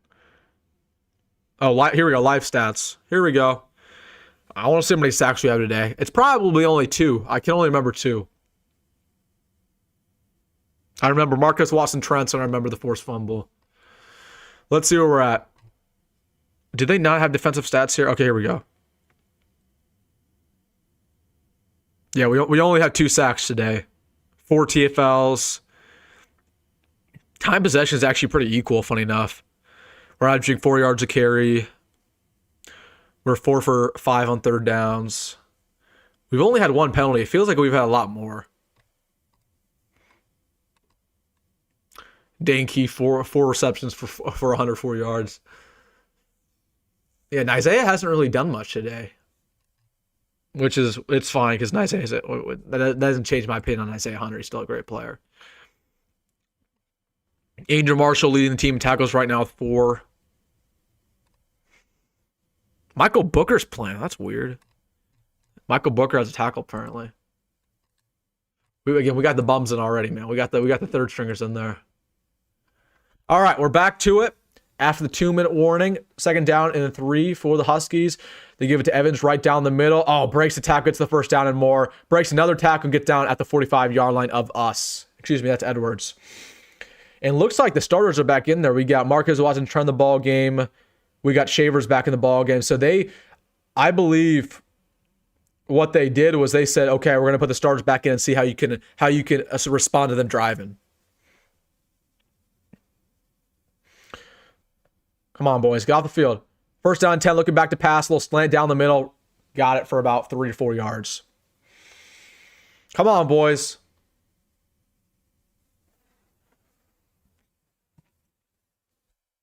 Clock is running, and now they take a timeout. Okay.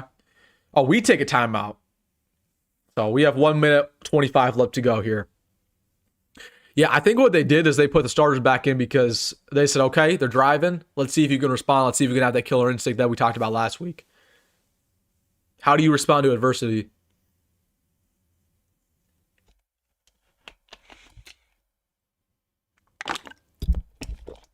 How do you respond to adversity? It's a great question.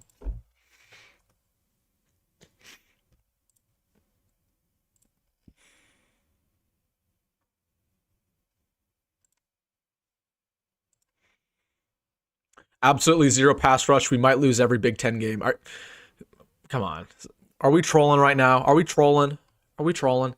Has Cam Lenhart even made a tackle this season? Oh, you might not be wrong. Cam Lenhart, I don't get it with him, man. He might be Reggie White in practice, but he does not show up on game days. 2nd down and 6 now for Nebraska at our own 41-yard line. They're looking to pass. Oh, they just throw it over everybody's head. That's a miscommunication. All right, let's see who we can get off the field here. 1 minute 30 officially left to go here in the first half. 3rd down and 6. The starters are in for Nebraska once again. And heck, if we do get a stop here, I want to go down the field and score another touchdown. Just cover the spread.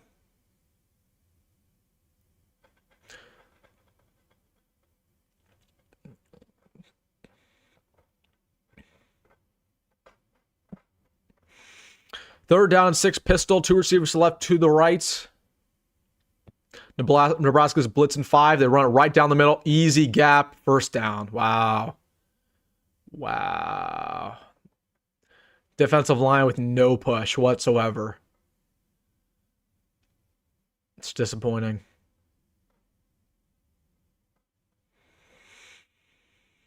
Disappointing.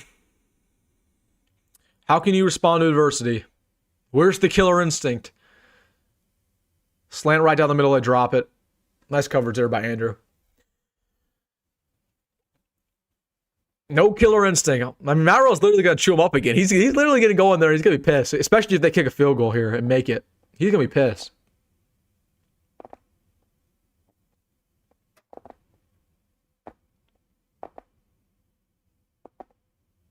Kyle says, I'm sorry to be negative, but the defense is so bad.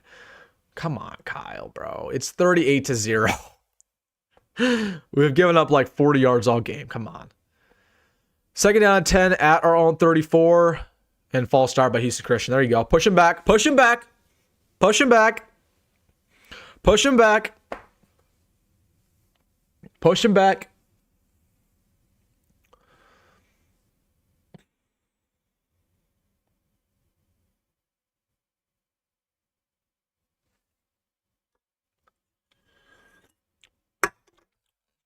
I'm not trolling. How are we going to beat a team like Michigan or Michigan State with no pass rush? I mean, it's going to be tough, but we got to figure it out. You got to hope that we can coach better and a lot of these guys can just break out. Yeah, I mean, I agree with you. There's no pass rush, but we can still beat those type teams. But high snap, ball's free. Can we get under it? Nope. The running back gets to it. That's Edwards. He's trying to get back to the line of scrimmage, and he is stuffed. So Houston Christian, they completely get out of field goal range. They will be down at our own 46-yard line. So they got to get some yardage here to get a field goal. But that bad mistake there by the Huskies. They just threw it way over the quarterback's head. Lucky they got back on top of it and even got some yards back. That could have been a disaster for them. That could have been a disaster.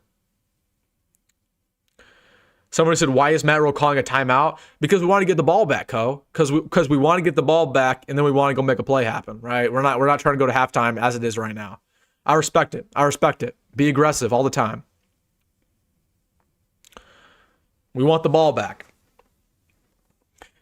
And it's also a learning opportunity for this team because we're going to put the starters back out there on offense when we get the ball back, and this will be a real opportunity for them to have a 1-minute drill. Say, hey, you got to go down the field 70, 60 yards, see what you can do. Dude, Riley Van Poppel shaved his entire head. Riley Van Poppel is bald. Oh my gosh. Riley, man. He's replicating Ty Robinson with that, man. He's replicating Ty Robinson with that. He's bald. Come on, man. Come on.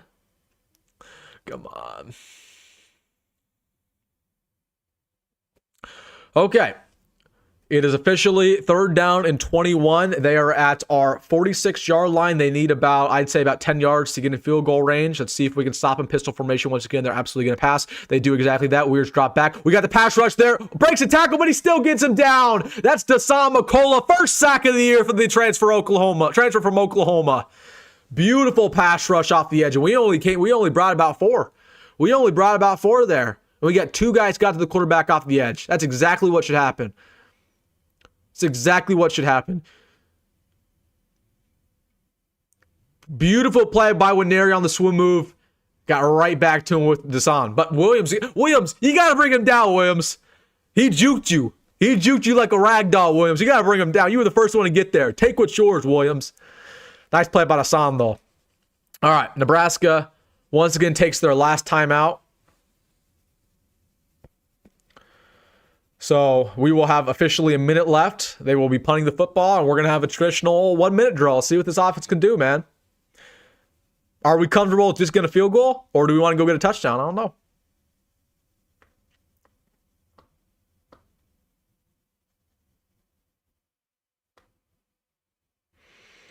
Punt to about the 25-yard line. That's where the team will take over. The broadcast says we have one timeout left. I believe we have 0, though, because I think we just took one. Did we not? Did we not? So I believe we have 0 timeouts. We might have only used 2. Broadcast says we have 1 left, though. Houston Christian has 52 yards on the day. Unacceptable. Unacceptable. Unacceptable. 52 yards. All right, 1-minute drill. Here you go. You're going to figure out a lot about this offense, this drive alone here. What can they do? I believe the starters are in at every position. Dylan Raiola, shotgun to himself, looking deep, has all day in the pocket, now rolling right, looking, scanning, throws it down the field, has a man wide open, and it's dropped by Jacory Barney.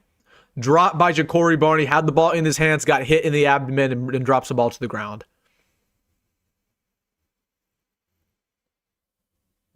Can't happen. And on the other side, Ryan Williams just scored a touchdown for Alabama. They are now up 28-0. Come on, Jacory, bring that football down, man.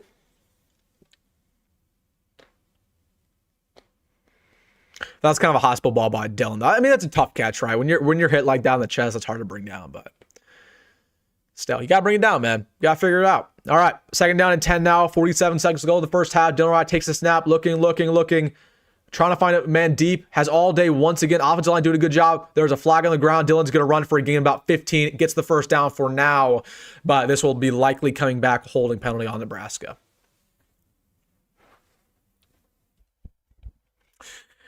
Why are we holding against Houston Christian? How bad are you as an offensive lineman if you're holding against Houston Christian? It was Justin Evans. That's kind of a bad call. He slipped. That's kind of a bad call. He slipped. Not a fan of that call whatsoever. I'm not gonna lie to you guys. Okay, clock is now running. 2nd down and 20. We have no timeouts. Clock is running. We are under 30 seconds to go. Dylan Raiola, bad snap by Justin Evans, makes 2 mistakes in 2 plays. Dylan's looking deep. Once again, as all day. Nobody is open, ever. Pump fake, spin move, and he is brought down. Let's see if Nebraska can get another snap off. The clock is running. 10 seconds. People are trying to get to the line of scrimmage. I wouldn't mind getting another play, but I don't think that's going to happen. Nope, they're going to the locker room. Yeah, that was not a good way to end the half. I'll put it at that. That was not a good way to go in the half. But can't complain. 38-0. You'll take that every single day of the week. That was a disaster, though. That was a disaster. Oh, we had 3 plays on that drive. We had Jacory Barney's drop. Then we had the holding, and then we just had Dylan just try to have a juke move. Dylan, you cannot juke out anybody, Dylan. Come on, let's not do this. Let's not do this, Dylan. You cannot juke out anybody, my man. All right, I mean, overall though, I can't complain about the first half at all. Can't complain. Although Justin Evans gave up that holding, I thought he's had a pretty good game.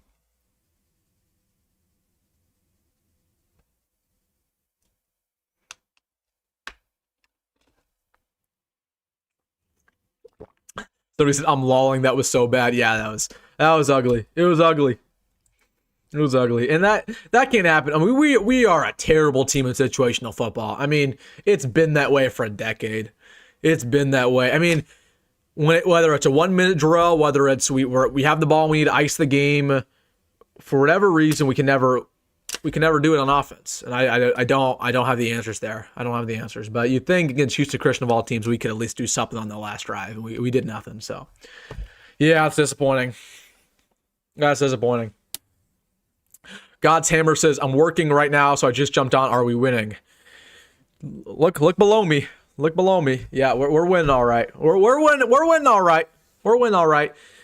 Yeah, I mean, what are the objectives now for the halftime? I mean, what do you guys need? What do you guys want to see? What should we see at halftime? Because it's been domination. We're probably, I mean, that was probably Dylan's last play of the game. They might put out Dylan for one more drive. They might. I don't know. I doubt it. I think that's probably the last time we see Dylan until Michigan. So what do you guys want to see? I'll tell you what I want to see. My objectives haven't changed. Keep it as penalty free as possible. Have one return touchdown. Okay, I just want one. One return touchdown. I just want one. Okay. Can you have one return touchdown on the day? Can you have a shutout? Have another one. Again, having 2 consecutive shutouts does not mean this defense is perfect. This defense has a lot of flaws. Okay, and I think when it's all said and done at the end of the year, our defense will rank probably 40th in America, right? It's not a great defense. But by having 2 consecutive shutouts against inferior opponents, it gives your defense so much confidence going to Michigan. Where you might not be the most perfect defense in the world, but a lot of times it's just a mental game. You need to believe you're the best. You need to believe that you're going to go out there and play good teams and play at a high level. So it's all a mental thing. We got to have a shutout, though. I think Matt Rhule's going to be pissed going to halftime. I really do. If you guys thought that Matt Rhule was mad last week, he's probably going to be even more mad this week, because what we allowed to happen at the very end of the drive, and this is what cannot happen against Michigan, this cannot happen against other schools, so this is why Matt Rhule's going to take it personally, is we allowed Houston Christian to walk down the field on us. We proceeded to put back in the starters on defense, and they still walked down the field on us. And thank goodness they made some self-inflicting mistakes, or else we probably would have given up a field goal. So that happened. So the defense had a poor end of the half again. And then the offense proceeds to go out there with 1 minute. You're doing a 1 minute drill. You're looking to score. You're playing Houston Christian, and you have 3 of the worst plays we've ever seen in our lives. So I would love to be a fly on the wall for this halftime speech, because again, it's not about the score. This is what's different about the Matt Rhule era. This is what's different. Scott Frost would go into halftime in a game like this and say, "Boys, kick your feet up. Boys, you're doing a great job. Just have fun." That's what Scott Frost would do. And Scott Frost was a loser. He was a loser. That's all he did. He lost. Mike Riley was a loser. All he did was lose. The difference between us and what we had in the past is that we're not okay with only being up 38-0. It's about the small, minute details, as we talked about. It's about all the things we need to fix. So, I mean, we're not playing bad. We're playing really, really good. I want to make that very clear. The offense has done a great job. Emmett had a great game. The offensive line, I think, has been the highlight so far. We have given up pretty much zero pressure. Dylan's had all day in the pocket. The wide receivers are playing well. Dane Key had a really nice break-free touchdown. You know, but you can't have a lapse in the red zone. You just can't. On the first drive of the game, you got to score. You got to score. You just got to. Okay. On the last drive of the first half, you got to go down. And I wasn't asking for him to go get a touchdown, right? I get it. It's 1 minute. You have 0 timeouts for the tough task, but at least get a point. At least get a field goal, right? So Matt Rhule's going to chew him out, though. Matt Rhule, I would love to be a fly on the wall. Matt Rhule's going to chew him out. He's going to chew him out. So expect this team to be very, very locked in when we get back here in the second half. Expect them to be locked in. But I'm excited to see TJ, though. It's TJ time. It's TJ time in Lincoln, Nebraska, folks. All right, let's look at these scores around the country. Let's look at these scores around America. Oregon Northwestern, 17-0. Again, I don't know why Oregon's not eviscerating them, but that's cool. Clemson, Georgia Tech, that's going to be a good game to the end. These other games are terrible. These other ones are awful, man. Yeah.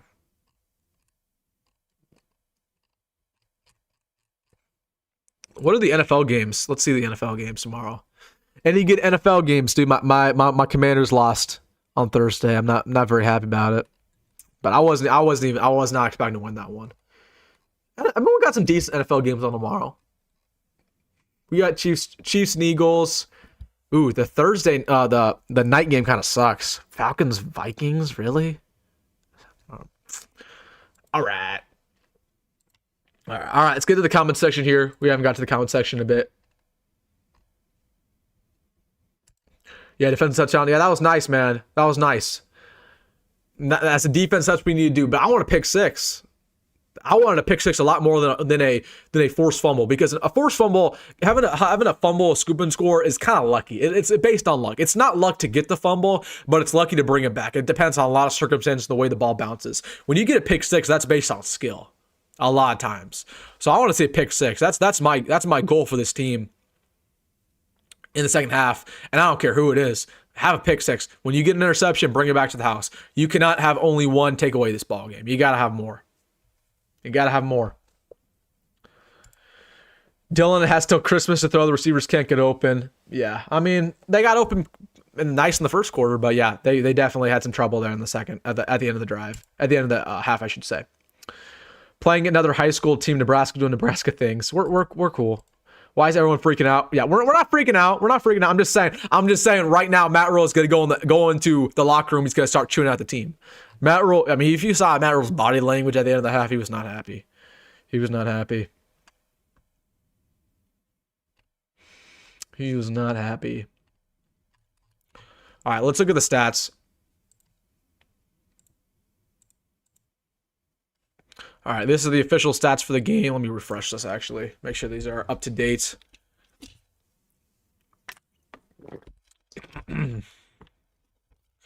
Because apparently ESPN is not, they're not covering the stats today because this is too much of a garbage game, apparently. All right, Dylan, 15 for 21, 222 yards. And a completion percentage isn't great. Well, I forgot what my challenge was for him. I wanted 80% completion percentage. Because when you're playing Houston Christian and you have all day in the pocket, yeah, you should have a completion percentage of around 80%. But, I mean, it's great statistics. Emmett averaging, doesn't have the 6 yards a carry. It's not bad. Yeah, we have not seen, and this is, I have no idea why they're doing this. Why have we not seen Mekhi Nelson or Isaiah Mozee play a single snap today? A single snap. They have not played a single snap, and they will play in the second half, but why in the world did Emmett get 13 carries today? That was not needed. It's not needed. I don't know. Receiving. Dane, Jacory. I want to see some Jeremiah Jones. That's who I'm excited to see in the second half. But yeah. As for Houston Christian, completion percentage actually isn't bad for their quarterback, but 42 yards to the air. I think they're probably going to give up the most passing yards they have all year. They'll probably give up around 100 once all said and done, which is still lights out, still very good, but obviously it's not what we did last week versus Akron. We only gave up around, 70? So, not bad. Defensive stats. Yeah, again, okay, we have 3 sacks now because Desan got one at the end of the half. Then, they got Marcus Watson and they got Van Poppel. So, I mean, 3 sacks is cool, but we got to get up to 6. That was my goal, 6 sacks. Because if you can't get 6 sacks versus Houston Christian, you might as well never get 6 sacks the entire year. You might as well just hang it up. Say, you know what, we're not getting a single one.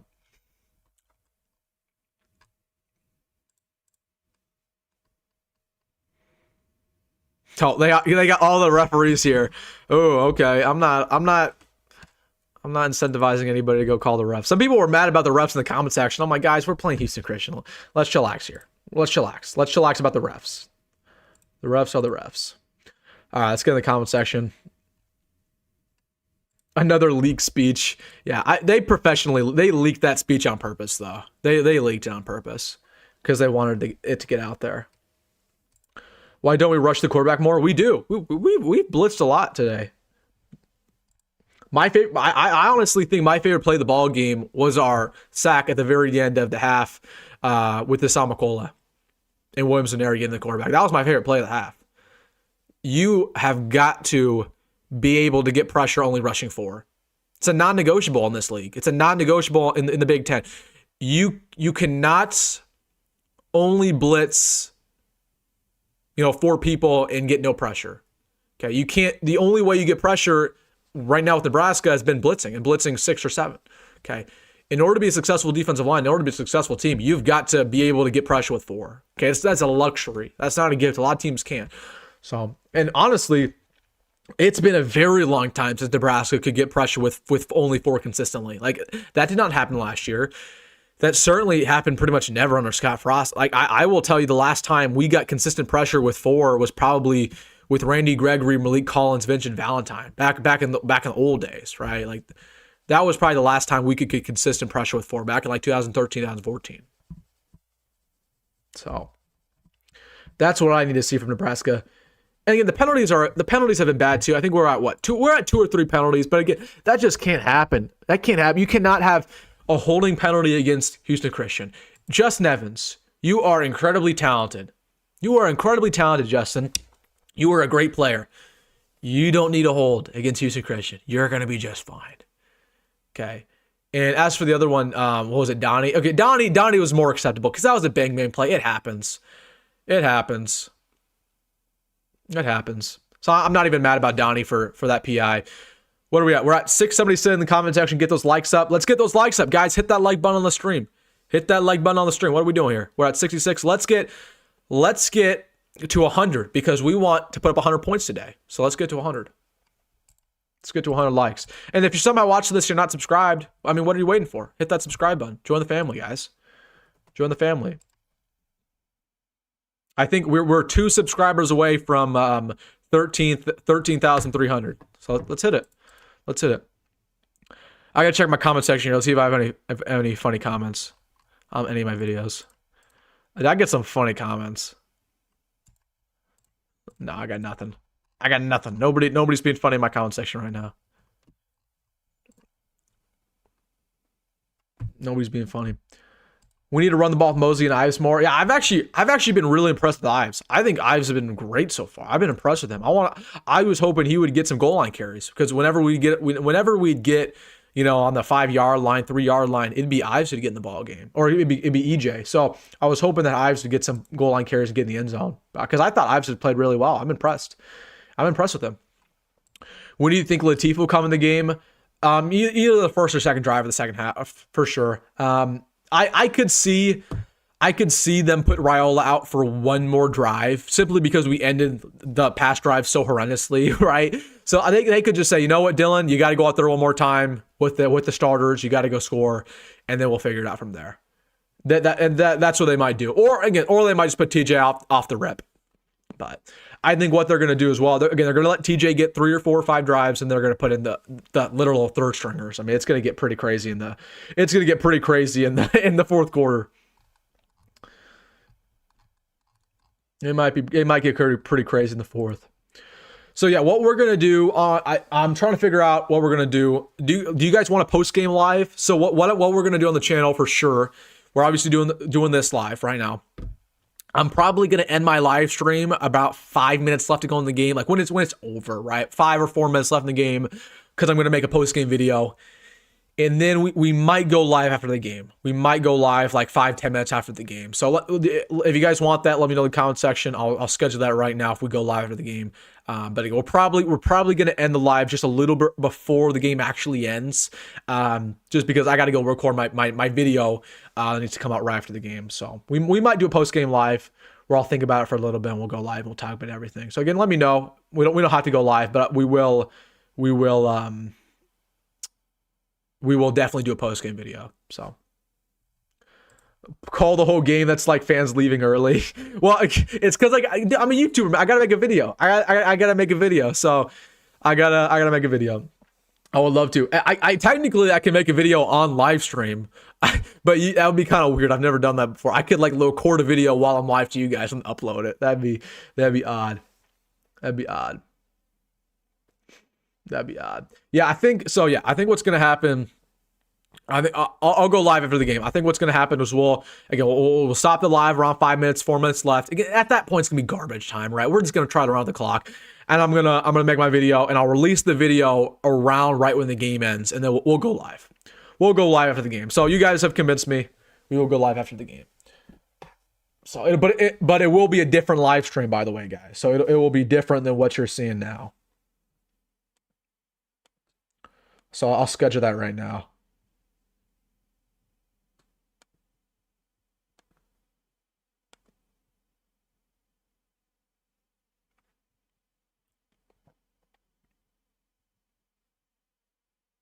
Okay, should be up.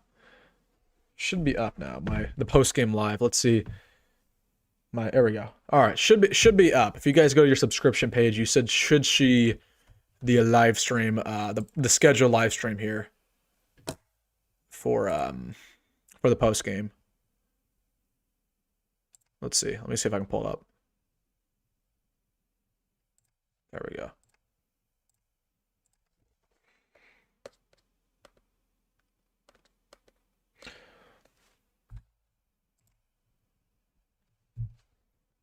All right. Okay, we got that figured out. So just wanted to let you guys know the schedule of what's going to happen today. So again, so just to recap it one more time, we will go live for, again, until about 4-5 minutes left to go in the ball game. I'll make my video, obviously going over the game, everything we learned. Then we will go live probably 5-10 minutes after the ball game. So I just wanted to let you guys know what's going to happen here, just so you guys are aware.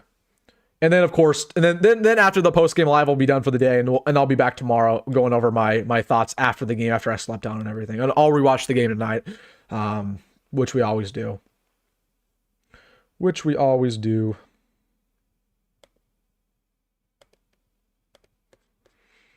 All right, I think it's all set up now. I think we're all good. Okay, perfect.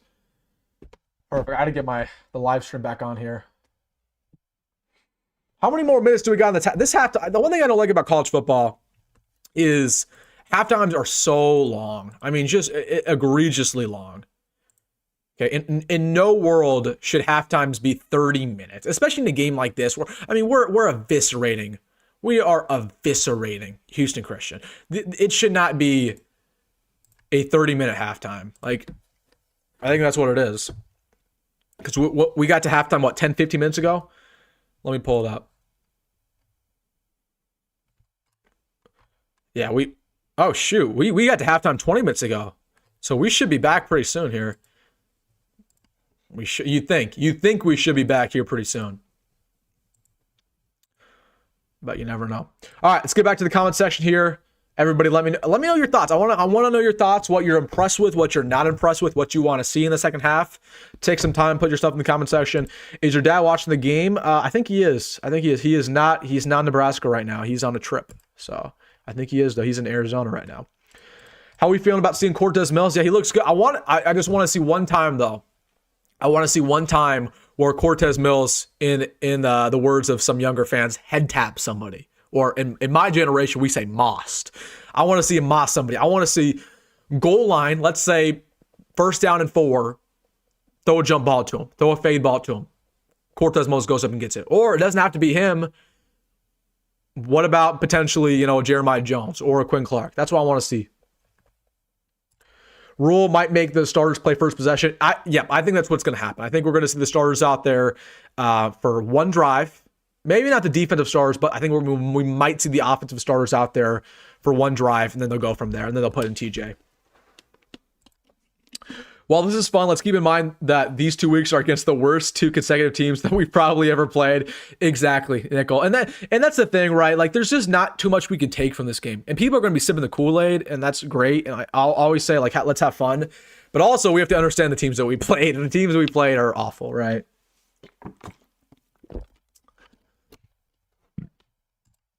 My man says, funny comment. I'm coming from Atlanta. My bro-in-law is from New York. Let's grab a beer at Haymarket next week. Hit me up, man. Hit me up. I'm not a drinker. I'm not of age either. But hit me up. I'll meet up with you for sure. I love meeting up with people. It was crazy, dude. I'm telling you guys. When I went to the game in Arrowhead, I literally walked out of my car about 45 minutes until game time. I walk out of my car in the Arrowhead parking lot. The second I walk out, people are like, WilsonDittman, right? They call me over, like these two or three dudes dapping me up. nuts this year, bro. Like every single year, like I've been doing YouTube for about 2 or 3 years now. First year I did it, nobody knew me. Obviously, I was a very small YouTuber. Last year, a lot of people knew me, but this year it's been different.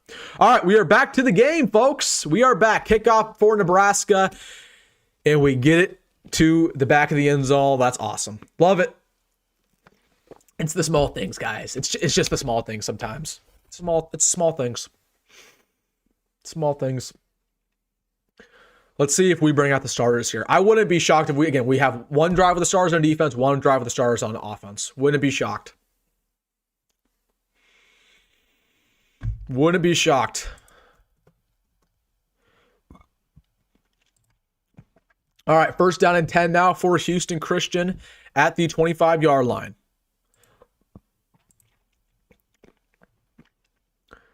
They give it up to the running back right down the middle. He has a big hole through the eye gap, gets a gain of about 7. It looks like the backups are in on defense. It looks like we got the second stringers out there for the most part. They still got Van Poppel in there. He's kind of a backup anyways. But yeah, besides him, pretty much everybody's a backup. Amari Sanders in there. I'm excited to see Amari. Let's see Amari.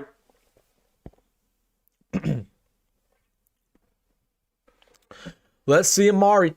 All right, second down and 2 now for Houston Christian. Let's get 3 and out, guys. Come on. Let's get a 3 and out, guys. I don't care who's on the field. The standard doesn't change. The standard never changes. It shouldn't change. Get off the field. Second down, 10, pistol once again. They give it right down the middle. Oh, breaks a tackle, trying to get back to the line of scrimmage, though, and we get him down for a loss of about 2. Really good job there, specifically by Jeremiah Charles, who broke a block to get to the running back. He missed the tackle. He missed the tackle, but at least got there to slow him up a little bit. Third down and 4. Come on, 3 and out. 3 and out, boys. Let's go. The standard does not change. Isaiah says, how did Torrey Pittman do yesterday? I mean, he was all right. Central got destroyed. Central got destroyed yesterday, though. He did all right. He doesn't play offense anymore. I was surprised by that. He's only on defense. Okay, third down and 4 now for Houston Christian. Pistol once again, rolling right, looking to pass, trying to find somebody to flats, and he does. Completion right at the end. We'll see if he dropped it. And yes, he did drop it. They're gonna say he was out of bounds. They're gonna say he was out of bounds. We'll see if we can get a replay there. It was a nice little comeback route, out route. Nice throw too by Jake Weir. He thinks it's a catch. Houston Christian thinks it's a catch. They get the punting crew coming on. I don't know if they're going to review this or not. To me, it looked like a catch. I'm not going to lie. And we have a new punt returner out there. Okay, fourth down and 4. Isaiah Mozee is back for Nebraska. This will be his first snap of the ball game, unfortunately. I don't know why it's his first. Let's see if he can do something. You never forget your first. Never forget your first snap. Decent punt this time. Very low. A lot deeper than what Isaiah Mozee was expecting. And he fair catches it at the 26-yard line. That's where the offense will take over. And TJ Lateef is out there. It is not Dylan Raiola. Dylan Raiola has played enough today. It is officially TJ time in Lincoln, Nebraska. And when I mean the second stringers are in there, I mean everybody. There is not a single starter left on the field for the Huskers. So it'll be TJ time. It will be Elijah Pritchett time. We'll see a little bit of Carr Nelson. We'll see a little bit probably Mekhi Nelson. Excited. This is what we're here to see. All right, TJ, give him hell, man. Shotgun snap here on first down and 10. Gives it right down the middle to what looks like Quinn Ives. Gets the first down a little bit more. Gets a gain of 13. Beautiful job of the offensive line. Great gap for Ives to go through. He don't got speed on him. I'll give you that. Ives, he's not very speedy. He's not very fast. But, hey, man, that was a nice job to read that gap, shoot right through it, do all you can. Beautiful job there by the offense. TJ is in command. First down and 10 now for the Huskers at the 36-yard line. 2 running backs in the backfield, 1 receiver to the left, 2 to the right. They give it once again to Ives. Beautiful job. He has a wide open field in front of him. Gets a gain of about 20. I mean, he just went right through that C gap. Nobody was on the perimeter. And we are now in Houston Christian territory off of 2 beautiful runs by Quinn Ives. And again, that's not the reason why we're having success right now through the running game. Is not because Ives is playing well. I mean, it's just because the offensive line's blocking their butt off and Ives is all day. I mean, Ives, anybody can run through that gap. So shout out to the O-line, man. we got some decent. I mean, we got some decent guys in there on the O-line. I mean, Machachek's had a good season. Sam Sledges played well. First down 10 for Nebraska at the 44 of Houston Christian. Ives once again in the backfield. Carter Nelson also in the ballgame. Isaiah Mozee looks like he's out wide. They once again give it to Ives up the middle. He's trying to go through the C gap. Breaks one tackle, does not break the other. He gets a gain of about 3. Go to the 41-yard line. Hey, man. If there's anything that's clear as day to me, it's that Quinn Ives is running back 2 right now.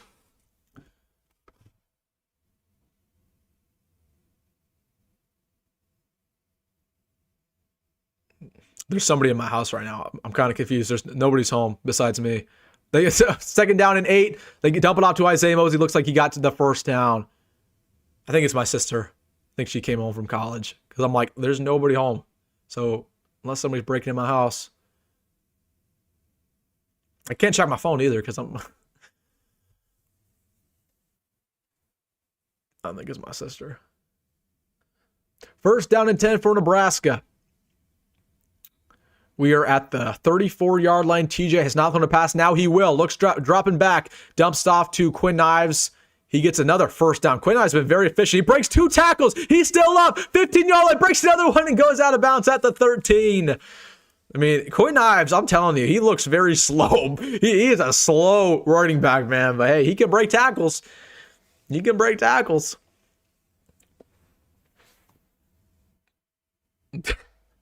It's like he's running slow motion. I can't even explain it. The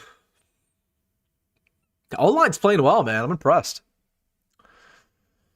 First down and 10 once again for Nebraska at the 13. They give it right back to Ives. Another beautiful gap. Oh my gosh. He gets a gain of about 7. It'll be second down and roughly 3 at the 6-yard line.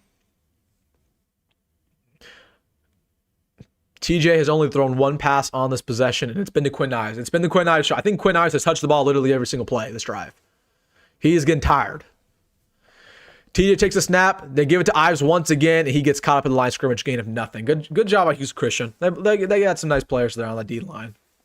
And now this guy in defensive line, he went like this. What are you doing, bro? You're losing 38-0. What are we doing?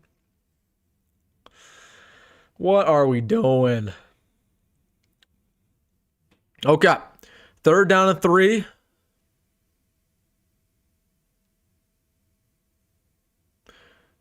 Two running backs in the backfield. Now one in motion. TJ takes snap, looking to pass. Scanning. Sees nobody. He's probably going to use his legs. He's rolling left. He's going to use his legs. He's wide open. He's going to make a play for the end zone, and it's touchdown for TJ Lateef.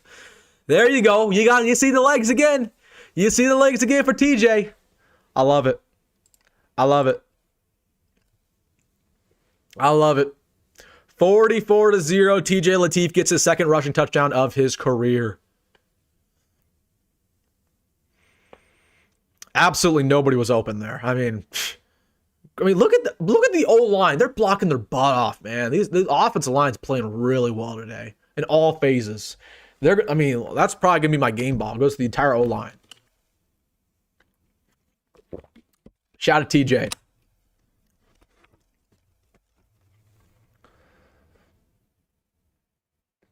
Extra point is up, and it is true. Nebraska now leads 45-0 over Houston Christian.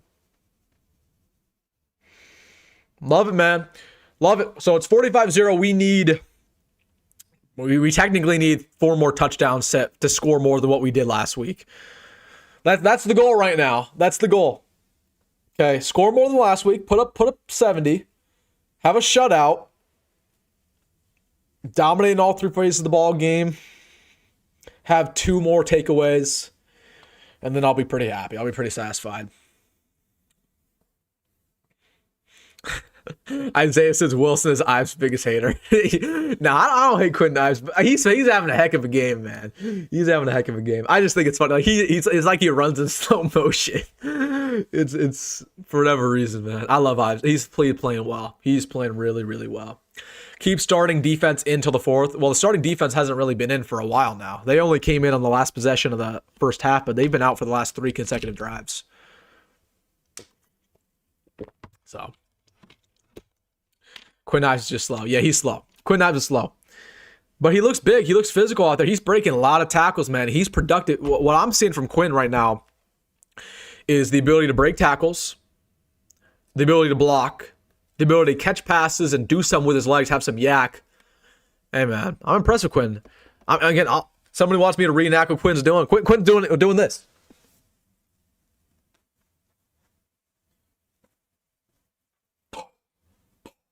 Breaking tackles. He's just going in slow motion. He's going in slow motion. Boom. Oh, man.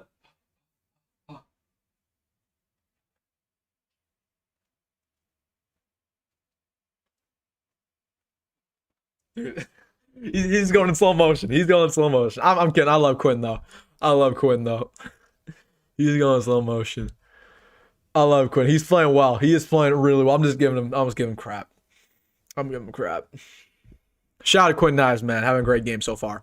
But what's going on, Mekhi? Why have we not seen Mekhi Nelson play a snap? I guess did Mekhi do some? Like, Mekhi's dad is a subscriber to the channel. I might hit his dad up on socials because Mekhi Nelson does not play a snap. So I'm starting to think, like, okay, did something happen throughout the week? Did something happen? I don't know. I'm not here to confirm or deny. All right, we're back to the game.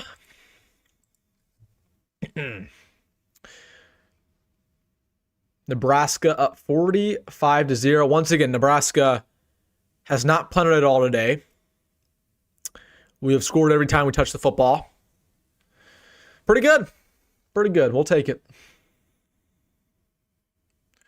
Kickoff, it is short, gets to the end zone. They're going to have a touchback. Nice little kickoff.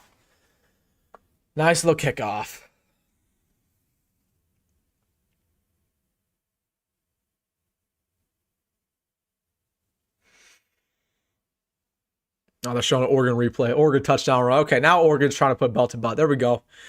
Should have happened a long time ago, Oregon. I like those Oregon unis, I'm not going to lie. Those are kind of tough.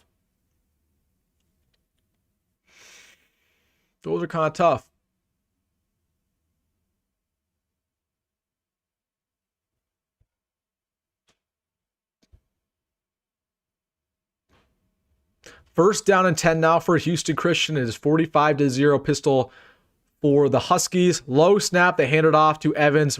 Defensive line all over it. They cannot bring him down, and now they do. It would be a loss of about 2. Nice play by Gabe Moore. Shout out to Gabriel Moore. Playing well, man. He's going to get a lot more run as this season progresses, too. He's going to play some meaningful snaps. You better believe it. Oh, I say that and he gets injured. Oh my gosh. I can't do this anymore. That's the thing around. I should have prefaced by saying this. Gabe Moore's a great player, but he always gets injured. And he got injured again. Oh my gosh. He got injured at Mississippi State in 2 consecutive years. He got injured in the spring, and now he gets injured again. I can't do it. I can't do it, man. I can't do it, Gabe. Gabriel. And we need him, too, because our defensive line depth is questionable. So we definitely need him.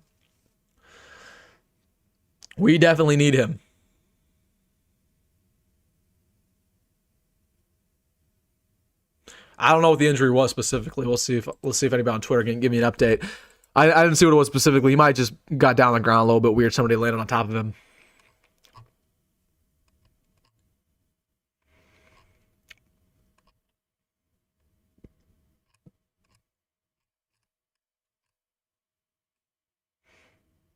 Adam Carricker spelled Quinn Ives' name wrong. Adam, how can you not spell his name right? It's with a K, not with a Q, my man. It's a K, not a Q. Nobody knows on Twitter what happened. I hope Gabe Moore's good, man, because we need him next week. We need all hands on deck. We need all hands on deck for our defensive line. Losing one player is losing a lot. Trust me. So that's not good. It's not good at all. Somebody says he's twisted his knee. Okay, that's cool. Yeah, hopefully he's not out for an extended period of time. It didn't look like a serious injury, but hopefully he'll be ready to go next week because we cannot have him be injured. We can't. All right, I'll be right back. I gotta fill up my water bottle. Give me 20 seconds.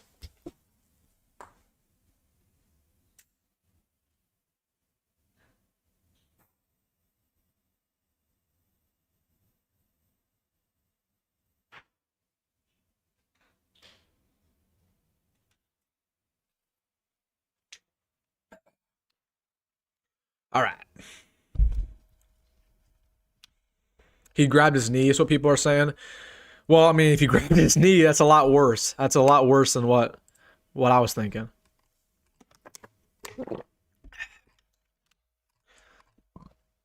Let's see. I'm trying to find an update on Twitter.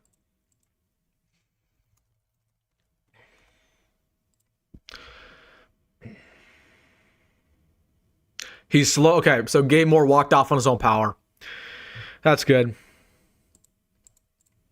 So he didn't need any help walking off the field. He should be okay. Yep, there you go. And he's walking off now on the sideline. Cool. Okay. We're cool with Gabe. We're cool. Back at it. Second down and 12 for the Big Red. 9 minutes to go left in the third quarter. In the shotgun now for the Huskies. Looking to pass, rolling left, trying to find somebody. Lofted pass, got it for a gain of about 7. It's going to be a 3rd down and 5. Come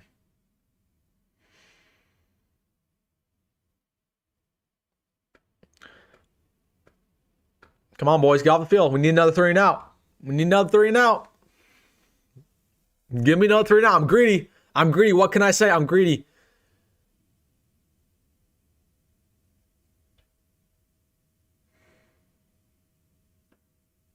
If anything, let's get a sack here. Let's rush 4 and get a sack. Heavy set here for Houston Christian.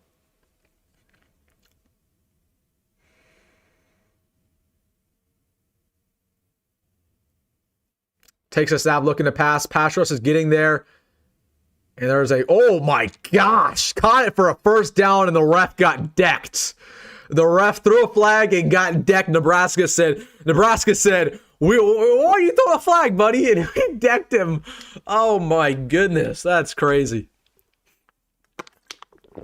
Decked the ref, man. We went for his knees.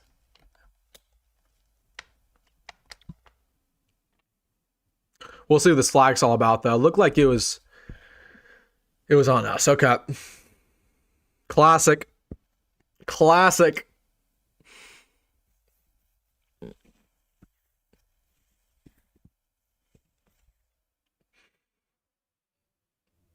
Hands to the face look like, yeah. Believe that's our 3rd or 4th penalty today. Against these small things, you can't have it. You can't have any penalties ever. You just can't. Not against Houston Christian. Not against anybody. Disciplined teams don't do this type of stuff. So now Houston Christian for the second time today. They are on Nebraska's side of the field at the 45-yard line. 1st down and 10 pistol once again. They hand it off. He's running to the right-hand side. And beautiful play. Almost brings him down. Jalyn George. Now he's going to get back to the line of scrimmage. He has wide open room. 30, 25, 20, 15, 10, 5. Touchdown Houston Christian. A phenomenal play by Jayshawn Edwards. Beautiful play. I gotta respect that. Game respects game. Game respects game. Jalyn George got to make that tackle, though, bro. Jalyn George got to make that tackle. That's inexcusable. That's inexcusable by Jalyn George.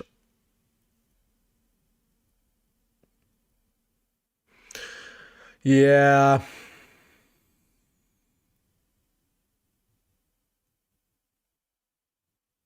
Well, that's disappointing, though. That's disappointing. So no longer will Nebraska pitch a shutout.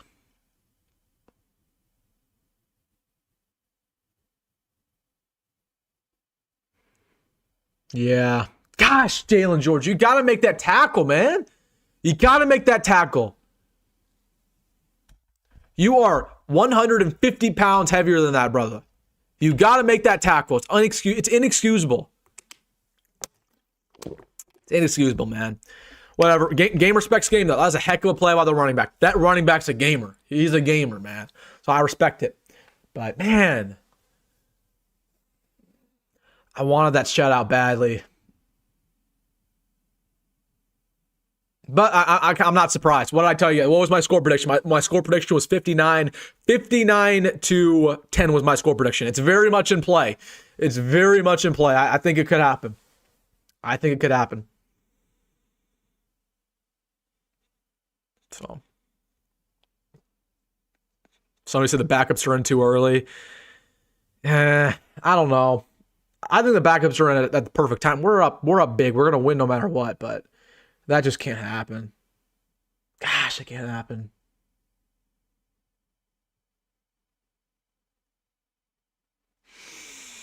Whatever, man.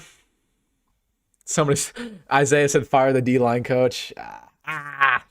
Yeah, I don't know, man. Terry Brand just hasn't impressed me, or anybody really for that matter. Not phenomenal. I mean, we're 3 games in here. But when you're in the backfield like that, when you make a great play like Jalyn George did to get 5 yards back there, get it right to the running back, you have got to make that tackle. It's just inexcusable, or else you're going to get pulled. So, too many times are these players breaking tackles on us, man. And that was a broken play. And you will figure out a lot about your team on broken plays, whether it's in your favor or against you. Okay, you will figure out a lot about your team. How ready are you for these type of situations on broken plays? And it's clear we were not ready. So, yeah, that's not great. It's not great. Put it at that. Move on. Move it. Move on. We'll learn from it and move on. But we cannot let's shutout's gone, but let's not give up any more points on that. 7 points, cool, whatever. You're never. It's hard to have a shutout regardless of who you play. So 45-7, still a great score. Let's run it up. Come on. Hit that like button. Hit that like button, boys. Everybody, where are we at? 83 likes. Let's get up to 100. We're close. We are close. Let's get to 100 likes. We are close. Yeah, shout out Edwards though. I mean, he's a heck of a running back, man. He made a heck of a play. Sometimes that's all you can say. You know, he made a heck of a play, and shout out to him. I'll tell you one thing about that running back. That running back ain't gonna be there next year. He gonna be at an FBS program. So, shout out to him. Shout out to him. Heck of a play.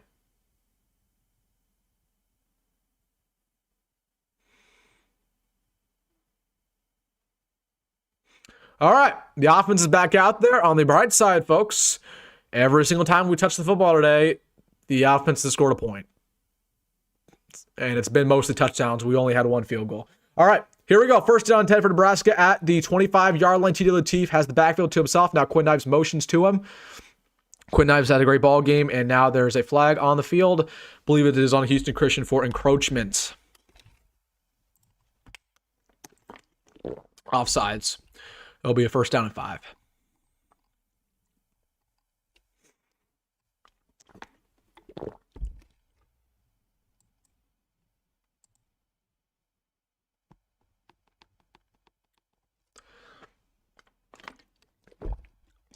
Dude, Wisconsin's getting steamrolled right now. Wisconsin's terrible. All right, first down and 5. TJ takes the snap, looking to pass. Finds Kenneth Williams over the middle. Had some room to run. Nice little juke move. You saw the explosiveness of Kenneth Williams right there. I'm telling you guys, this kid got some burst. He got some burst to him, man. That kid got some burst. I love me some Kenneth Williams. Okay, but I'm telling you this right now. I don't want to cause any rumors or anything, but like, did Mekhi Nelson get suspended for the game? Because if Kenneth Williams getting more snaps than Mekhi Nelson. I'm thinking Mekhi Nelson got suspended or something because we have not seen him play a snap. Play action pass now for TJ looking down the field. Nobody's there. He's going to step up with his legs. He almost gets sacked. Stiff arms a man. Gets a gain of about 2. Nice play there by TJ. It's going to be about 2nd down and 8. Gardner Nelson has yet to be targeted today. And he's in the game. Gardner Nelson's playing, but Gardner Nelson ain't doing anything. Oh, I don't get it with Gardner, man. I don't get it with him. 2nd and 8 now for Nebraska at Houston Christian's 48-yard line. TJ takes snap once again. Little zone read, gives it over to Ives. Has plenty of room. 1st down and more. Lowers the boom. He gets to the 30-yard line. Man, Quinn's looking good, man. He's looking good. The Quinn Ives hype train, it's rolling. It's rolling right through the station. Quinn Ives is now our rushing leader on the day, averaging over 10 yards a carry.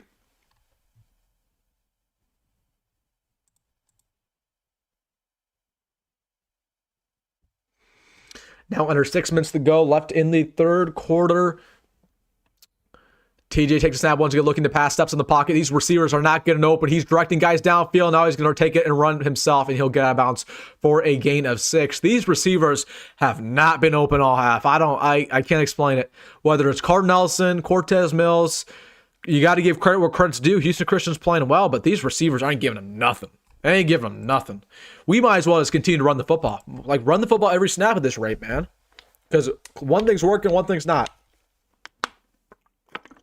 Let's keep it running. Let's keep it on the ground, boys. 2nd down and 4 now for TJ. We are at the 25-yard line. Shotgun once again. Play action. Excuse me, though. They do, in fact, give it to Quinn Ives. Searching through the gap, and he gets the 1st down. He gets to around the 18-yard line. Once again, nice job at Quinn Ives. He bounced out to the right. Quinton is encroaching 100 rushing yards on the day. He's already had 100 all-purpose yards, but he is getting to 100 rushing. Love me some Quinn Ives. I'm impressed. I'm very impressed with Quinn. I'm impressed. And there's yet another player down for Houston Christian. Yet another player down. And somebody said Gardner Nelson's also limping. Not what we want to see.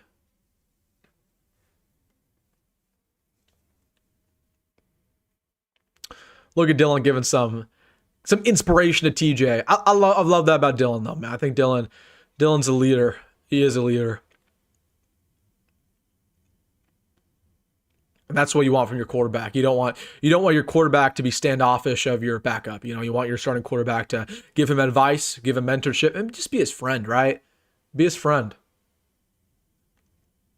We have had so many toxic quarterbacks in the history of Nebraska who have these opinions about themselves and have these egos where, you know, when the backup gets in there, they feel some sort of way. Like that's not Dylan. That's what I respect about Dylan. Dylan is a team player. 1st down and 10 now for Nebraska. 5 minutes left to go in the 3rd. 45-7.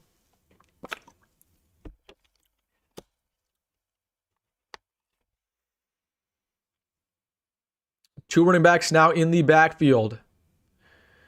2 receivers to the left, 1 to the right. You got Gardner Nelson back in the ballgame. You got Quinn Clark.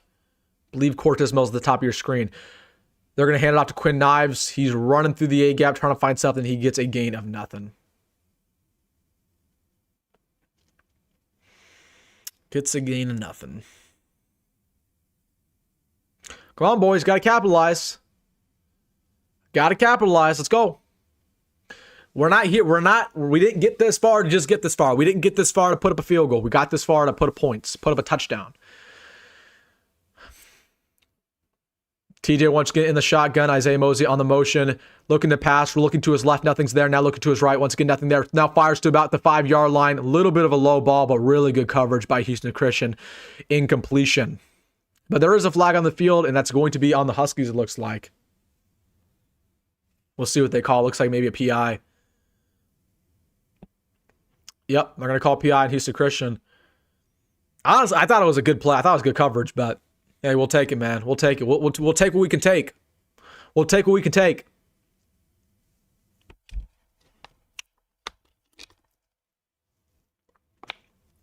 Yeah, that was clean. That was clean. They probably shouldn't have called that. Let's be real. That was pretty clean. First down and goal for Nebraska at the 4-yard line. I want to see a TJ on his own read. I want to see his own read. Nope, almost did. And they give it to Quinn Ives. Easy play there for Mr. KI. Touchdown, Huskers 51-7. Quinn Ives playing well, but again, this offensive line's playing better. This offensive line's playing better.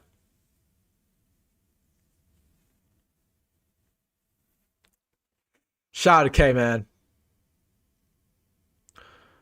They're doing a lot of these two running back sets. That's unique. We have not done that a lot in the last 10 years. Dana's a big fan.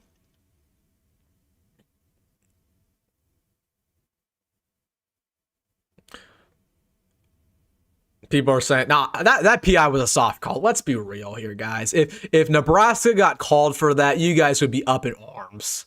That was a soft PI call. He was a little grab. He was a little handsy. Yeah, it was a bang bang. Plays a little physical. I thought it was good coverage.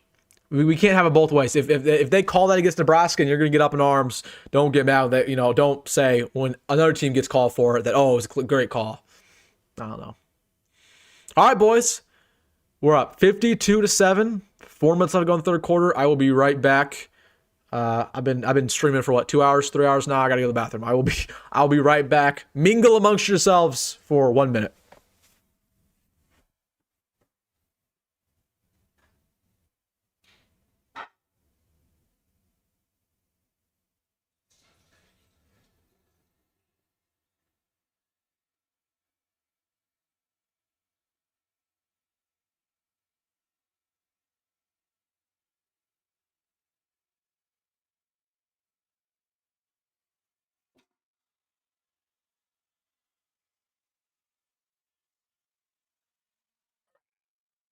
All right. 52-7. Let's see what the comment section saying here. Refs owed us that, considering all the obvious holds that they never call. It is what it is. I mean, guys, we're playing Houston Christian. I'm not going to get up in arms about the refs. I just thought it was kind of a soft call. It is what it is. I mean, we benefit from it, so it's not a big deal at the end of the day. We benefited from it, but I mean, let's be real. Let's be real.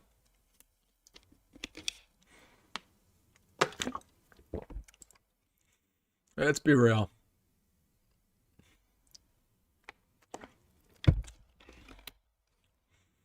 All that Diet Coke and water's getting to it? Yeah, the Diet Coke. You might be right. You might be right. I've seen enough of TJ. Let's get Marcos in there. Let's get Marcos in there. That's what I'm saying. At this point, let's get Marcos in there.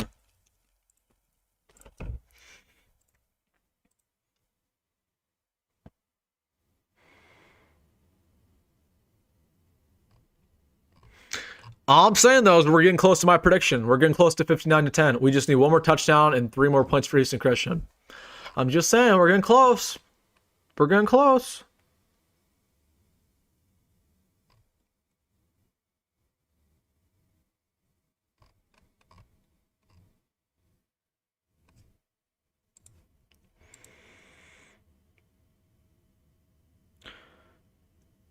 Wilson, it's not about who we're playing. It's about the fact that they don't call holdings on any opponent's period. I mean, you're not wrong, but again, it's still Houston Christian. Like, I'm not going to get up in arms. Oh, they're not calling the holding penalty. Like, we should be down. It doesn't matter. It doesn't matter. Regardless of holding penalties, we should still get to the quarterback consistently. So, I'm not that type of guy. I'm never that type of guy to blame the refs for anything. I just thought it was a bad call. Trivia question: when was the last time Nebraska wore all red uniforms? 1986. Everybody knows that at this point. At least they should.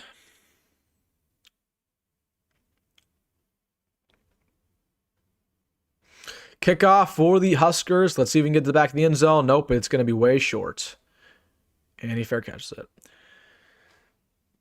I mean, seriously, like, does John Holt just not have the leg power to consistently get to the back of the end zone?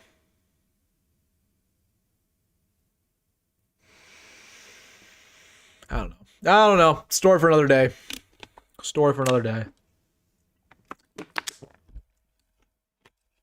Yeah, I mean, the all reds look okay. I'm not the all reds. I've grown on me for sure over the course of this game. But with that being said, I still like our traditional home uniforms a lot more. A lot more. Like I wouldn't be mad if we never wore the all reds again. I wouldn't be mad if we never wore them again.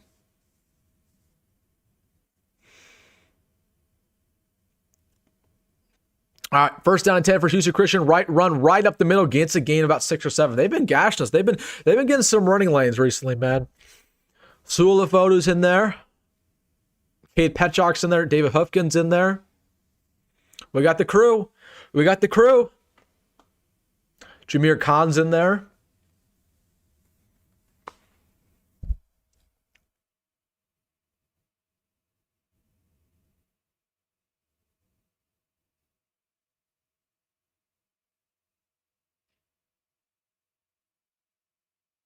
Second down and 2 now for Nebraska. Let's get a pass rush and let's plug some running lanes for once. Oh my goodness. Second and 2. Huskers rush forward, they run right up the middle, trying to find a lane, and great job by the defensive line and plug right through that B gap. Sulifotu went on the tackle along with what looks like number 20. Excuse me, we do not have it number 20, maybe 28. Maybe that was Caleb in there. Third down and 1. Can we have a 3 now? Let's go. Come on. Let's go. Can we get another turnover, please?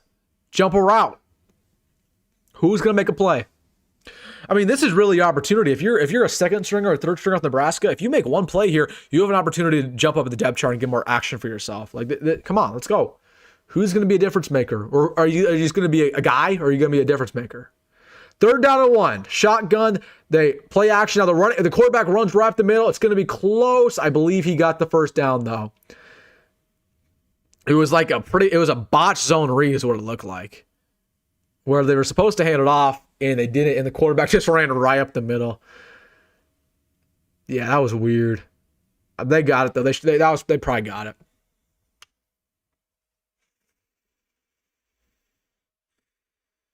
First down and 10.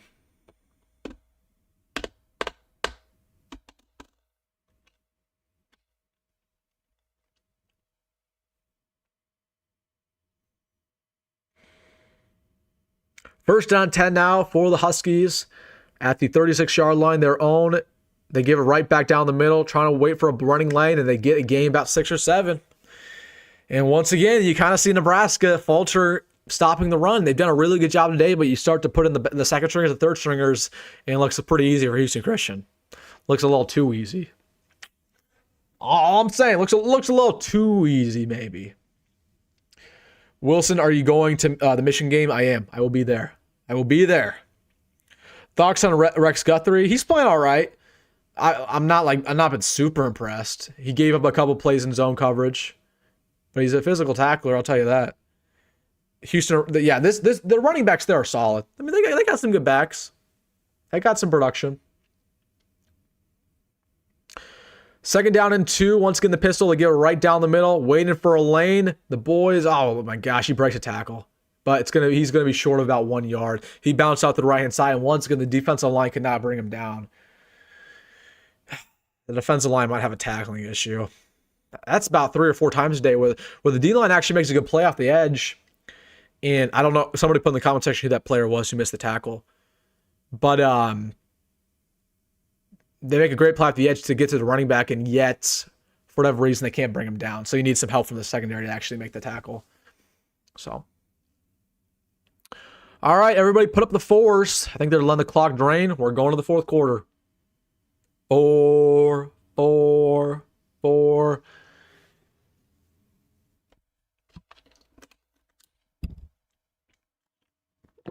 right. Fourth quarter, 52-7. Hey, man, I'm telling you, my prediction's in play. I said 59-10. I think it can happen. I really do. Do I win something? Do I win something if it's 59-10? Well, it's my own channel, so I can't give away something myself. I'm just saying, man, it's looking good. It's looking good. I should have put money on it.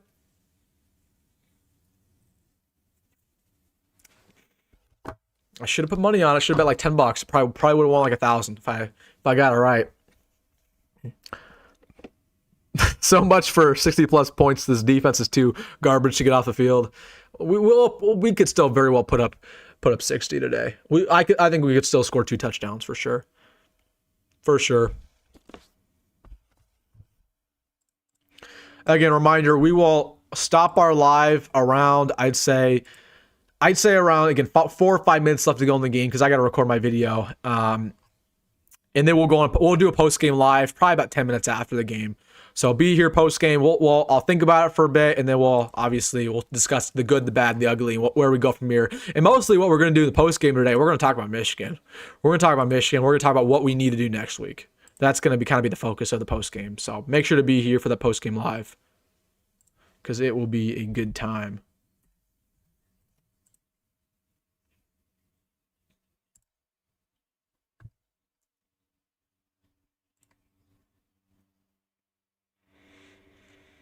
Why is Edwards their second string running back? I don't think he's a second string running back for them. They just do running back by committee. So again, he's pretty much had the same amount of carries as Evans has. They're both good. They're both solid, man. They got some good players. I mean, they're not incompetent. But I guess I am disappointed because objectively Houston Christian is a lot worse than Akron. Akron's a bad team. Don't get me wrong. Akron sucks. But if Akron were to play Houston Christian tomorrow, Akron would probably win by 20, 25 points. So if you want to have the killer mindset as a team and you beat Akron 68-0, the expectation is to do that again in every facet. So Zane says, where's game day going next week? I'm not sure. Let's see. I haven't even looked at the score. I haven't looked at the schedule for next week. Let's see where game day. I'm telling you, game day is not going to Lincoln, though. Definitely. I mean, they not going to Lincoln. Oh, you're asking because they might go to Mizzou, aren't you? They might go to Mizzou. I mean, it's not because South Carolina Mizzou is the best game next week. It's because ESPN has a bias toward the SEC. So, like, for example, the best game next week is Illinois-Indiana, objectively. That's the best game from a paper standpoint. But because of the fact that ESPN has ties with the SEC, they're going to go to an SEC game more than a Big Ten game. So I could see them go to Mizzou next week. Or, honestly, Auburn, Oklahoma might be. It might be Oklahoma. I think they would rather go to Oklahoma than they would go to Missouri. So I'd actually, it might be Auburn, Oklahoma. They got some decent choices though. They're not coming to Lincoln, I'll tell you that though. But I would say they're not going to Columbia for sure, just because I think they would much rather go to Norman. It would be better for them. It'd be better for their brand. It'd be better for their ratings. So this is all. Anyways, we're back to the game. 3rd down and 1. They run right up the middle. On the first play of the 4th quarter, they are stuffed at the line of scrimmage. Stuffed. And it will be 4th down and 1. I expect Houston Christian to go for it here. Why not? Why not? If you're Houston Christian, why not go for it? Why not go for it?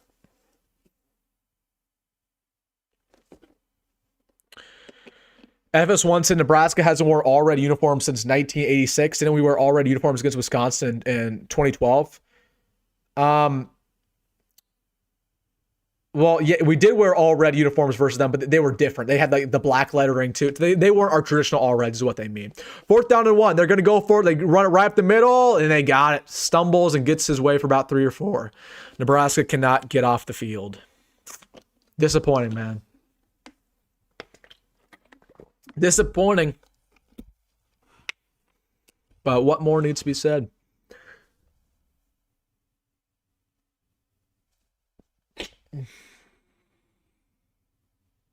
At this point, I'm just rooting for my score prediction. I'm rooting for 59-10. I'm rooting for it. I can brag about that for a long time if it's 59-10. So you know what? I accurately predicted the score of this game. First down and 10 now at the 47-yard line. They're rolling left, looking to pass. Throw it out to the flat. It is completed for a gain of about 7. That is Jamarion in coverage with the tackle. And now you're starting to see Houston Christian kind of dink and dunk us a little bit, right? With these little dink and dunk out routes, comeback routes, curls, run right through that A gap, saying, hey, we're bigger, stronger than you. This is not the way I want to end the game, man. Not the way I want to end the game at all. Again, not because we're playing terrible, but just simply because, man, like, when you're playing a team like this, you got to put down the hammer. You got to put down the hammer.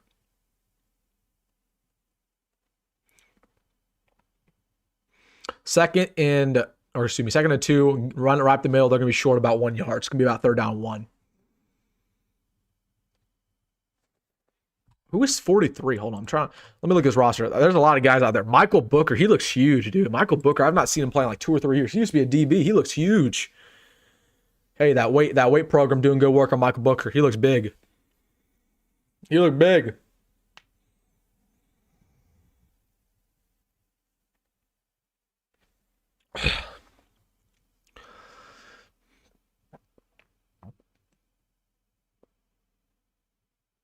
Run right up the middle once again on 3rd down 1. Beautiful job. And Michael Booker, who we just talked about, swarms the football, brings them down. Once again, Houston Christian, it will be a 4th down 1 for them, and I would expect them to go for it once again.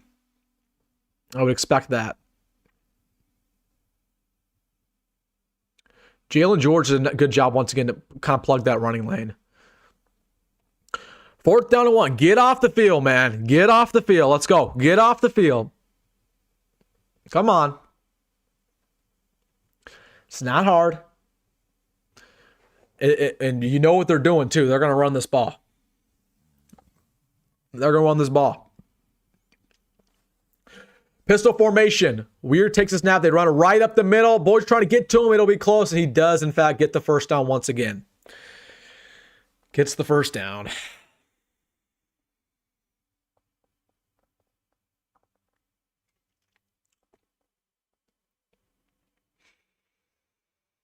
Well, I mean, I'll just put it at that. I will put it at this. You can see a direct difference in the starters and the second stringers. I mean, it's night and day, man. And that's why I believe that while I think Nebraska's a good team this year, we're not a playoff team just yet. We probably shouldn't be.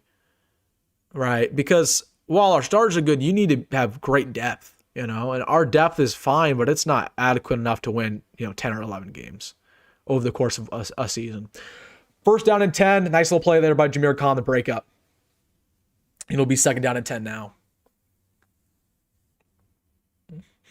David said embarrassing. Oh, that's not. I mean, guys, we're freaking out a little bit too much here. We're fine. We're fine. We're fine. I mean, it's not ideal. It's definitely not ideal, right? But embarrassing. That might be pushing it. That might be pushing it a little bit. That might be pushing it.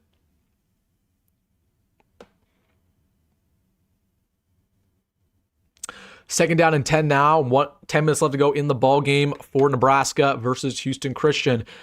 Play action, rolling to the left now, looking, finds a tight end, tackled immediately by the Cornhuskers at the line of scrimmage. That is Caleb Benning, the legacy. Nice job, Caleb. I like to see that. I like to see it. 3rd down and 10 now. Can the Huskers get off the field? Can they do something? Come on. Again, who wants to step up? Who's gonna prove today that they're going to be an upper echelon player, that they could be a future starter? Are you just gonna be a guy forever? Or are you gonna be a starter? Or are you gonna be somebody? Oh my gosh, there's no way. Never mind. Somebody I knew from high school just got on television. She's literally on every single broadcast. Anyways, 3rd down and 10, looking to pass all day, goes about 30 yards down the field, way too high, and that will be incomplete. Honestly, really good coverage by Jamarion. Real good coverage by Jamir. So decision time now for Houston Christian. It's 4th down and 10. They've went for it twice this drive, and they've got both of them. Now this is a definitely different challenge. I expect them to go for it. And they're not. Looks like they're bringing the punting unit on. To each their own, I guess. To each their own. I mean, if I were them, I'd say, why not? Why not go for it? But they're going to punt.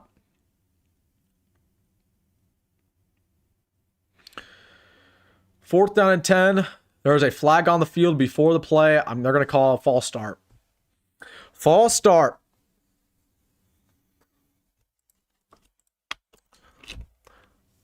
All right, boys. So I think what's going to happen is we're going to probably wait until our last touchdown, which I expect we're going to go down the field here and score. We've scored every time we touch the ball today. So we're going to wait probably until our last touchdown, and then we're going to get off of this live. And I got to record my video, and then we will go on our post-game live probably about 10, 15 minutes after the game. So again, be here for the post-game live. We'll recap everything. We'll talk Michigan. We'll talk college football. We'll talk about everything we need to improve. Low punt. Oh my gosh. This guy's been doing line drives all day. He gets to the end zone. It's going to be a touchback. It's going to be a touchback. All right. TJ is going to get out there again, I expect. And they're going to break. They're going to break.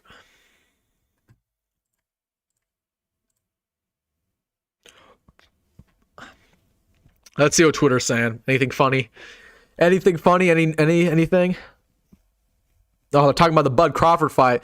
That's going to be interesting, man. What time is that going to be? 8 or 9? That'll be a good time. I'm not a huge boxing guy, but I'll tune in today. I always watch Bud. It's going to be a tough one, though, man. I mean, Canelo's a tough fighter. So I don't know what I'm talking about when it comes to boxing, but I know who I root for. And I root for Omaha guys. If you're from the O, I root for you 100%. If you're from Nebraska in general, I root for you.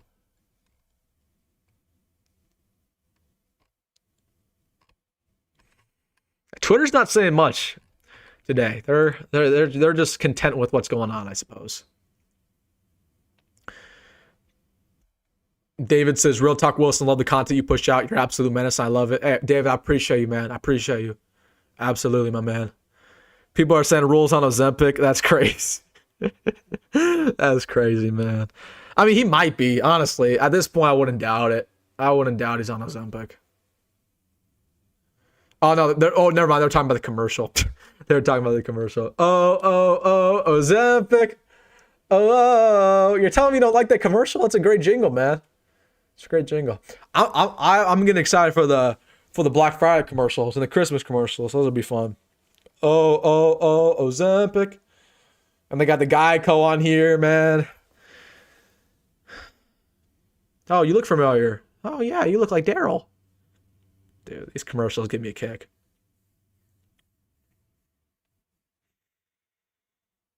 We got La White promoting somebody. And we got Kalon Whitehurst. What school are you from? Give me your stats, man. Give me your stats. Out here promoting players in the transfer portal through YouTube chat. That's crazy.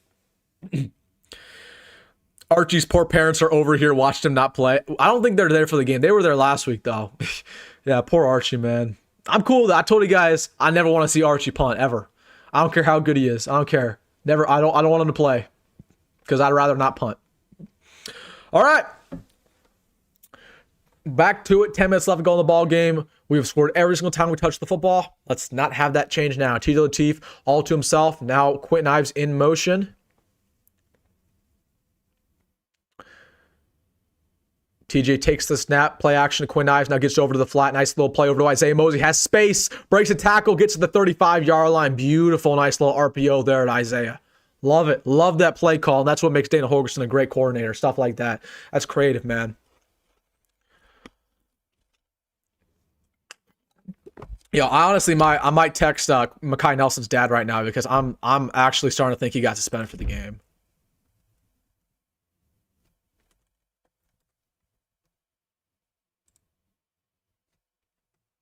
I forgot what his profile is. Second down or first down and 10 over to Ives, gets a game about 4. Okay, I don't know. I forgot what Quinn Ives' dad, or not Quinn Ives, Mekhi Nelson's dad is. I'm trying to find his Twitter because he follows me. Oh, here we go. I'm gonna text him real quick.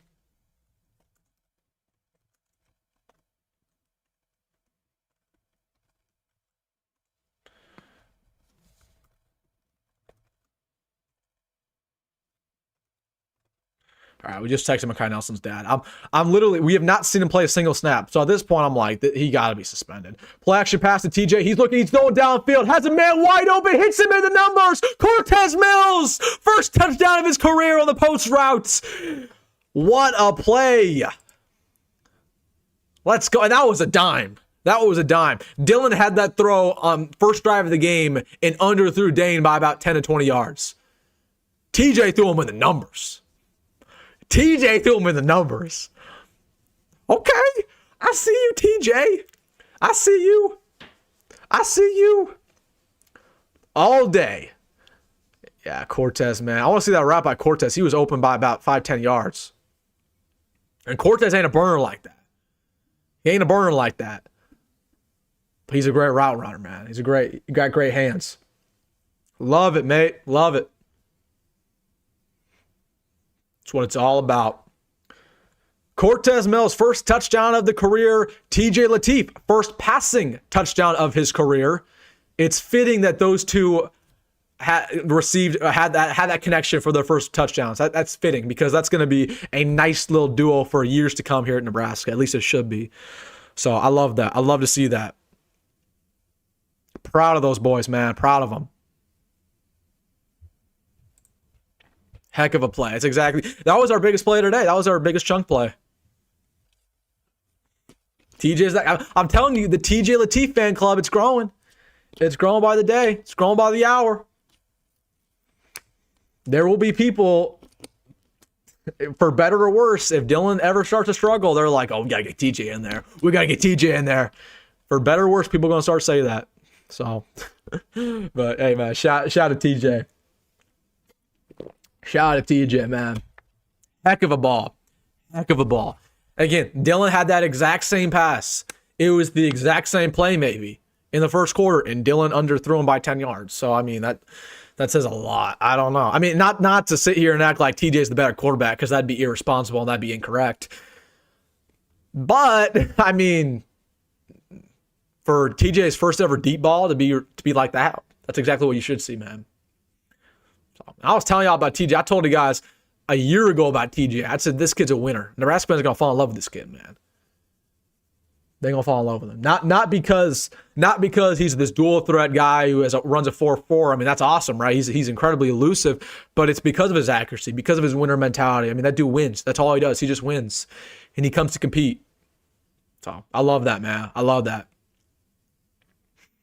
I hate to say it, but if Dylan was throwing that football, that probably would have been underthrown. Let's be real. And also, people said when Dylan underthrew that football in the first quarter, people were like, well, Dylan underthrew it because the wind was against him. Well, the wind was against TJ just now, and TJ threw it right there. So, like, you can't make that excuse anymore. You can't make that excuse.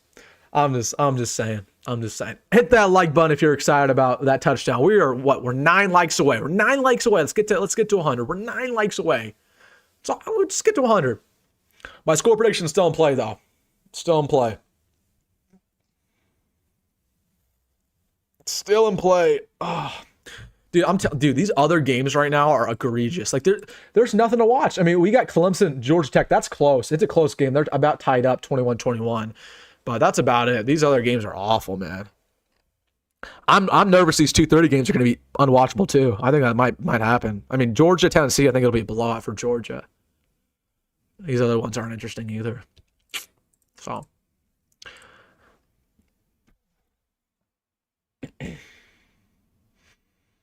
Nice little route by Cortez, man. Yeah, love that. Love that little double move, man. Love that. It's what we want to see for years to come. Now the question is, who keeps that ball? Does Cortez keep that ball, or does TJ keep that ball for their first ever touchdown? You got to give that to Cortez. You got to give that to Cortez, I'd say. Because TJ's had touchdowns before, but that's Cortez's first. Even though that is TJ's first passing touchdown. All right, again, one more reminder. We will go until about 4 to 5 minutes left in the game. It kind of just depends on what's going on. And then I got to get out of here because I got to make my video. And then again, we will be live after the game. Again, I'd say about 2:30. I'd say about 2:30. Kickoff. What is this guy doing? This dude just ran backwards. Houston Christian took the kick and they went backwards and they got down like the 7-yard line. Oh my goodness. So yeah, again, we'll be done here in again about 4 minutes. Just kind of depends. I want to see one more touchdown bias. I want to see a pick, but because I got to record. And then we will be live after the game, discussing everything that happened.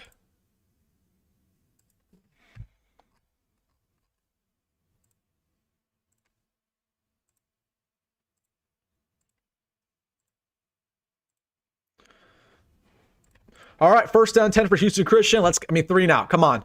Our defense has really faltered, man. Has really, really faltered recently.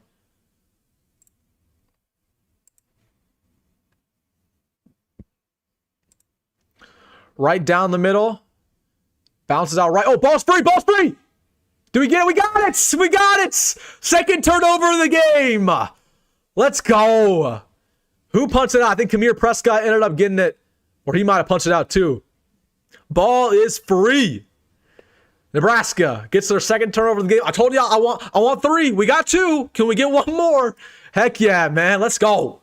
Let's go. Who got it? Who punched it out? Who punched it out? That was Kamir. That was Kamir who punched it out. Great job. Oh no, that was Derek Wacker, I believe. Let's see. Hold on. It was what, number 40 he punched it out? Because Prescott got it. Prescott was the one who got it. But I don't know who punched it out. That was 42. That was Derek Wacker. Shout out to Derek Wacker, man. That's great. That's awesome. All right, punch in. Is TJ going to go back out there? Or we might see Marcos. I don't know. Oh, Gramstad. It's Jalyn Gramstad is in the ball game for his first snap of the season for the Huskers. TJ time has officially ended. It's now Jalyn time. They give it right down the middle to Kenneth Williams. Gets a gain of about 3 at the 5-yard line. And unfortunately with this means that my score prediction is pretty much going to be dead when we score here in a second. No, it doesn't matter. I just want as many points as possible. Hey, let's get to 70. We can still put up 70 today, guys. We can still put up 70. They're going quick. At the 4-yard line, give it right back to Kenneth Williams down the middle. He slips, pushing the pile, gets to about the 2-yard line. It will be 3rd down and 2. 3rd down and 2. Again, Jalyn's telling people to go quick because we want to score 70 today. We want to score 70. 3rd down and goal at the 2-yard line. Jalyn Gramstad is now under center. Kenneth Williams once again at running back, who's had a really, really good day today. Heavy set formation, man in motion. They'll give it to Williams right down the middle. Has a hole pushing through it, and he gets to the 1-yard line. It will be 4th down and 1. And if you are Nebraska, no question about it, you got to go for this. And that's exactly what they're going to do. Also should be mentioned, Houston Kaahaaina-Torres is in the ball game for Nebraska. True freshman legend. Buy Houston Kaahaaina-Torres stock right now. If you don't buy it now, you're not going to be a millionaire. If you buy Houston Kaahaaina-Torres stock for a small price of 50 cents, you will be a millionaire by 2026, I guarantee you. Because Houston Kaahaaina-Torres is the truth. All right, 4th down and 2. Heavy set once again. Pretty much looks like the same play. Kenneth Williams in the backfield. It is the same play. They give it to him. They're pushing the pile, and he will be short. He will be short. And that's not Kenneth Williams' fault. That's not his fault at all, but that is the fault of the offensive line not giving enough push for him on two or three consecutive plays. My score prediction is still in play, though. I'm just kidding. I don't care about it. All right, but I mean, here's what the goal is now. The goal is, let's get a safety, man. Let's get a safety. All right, I'll be right back. Hold on, I got to...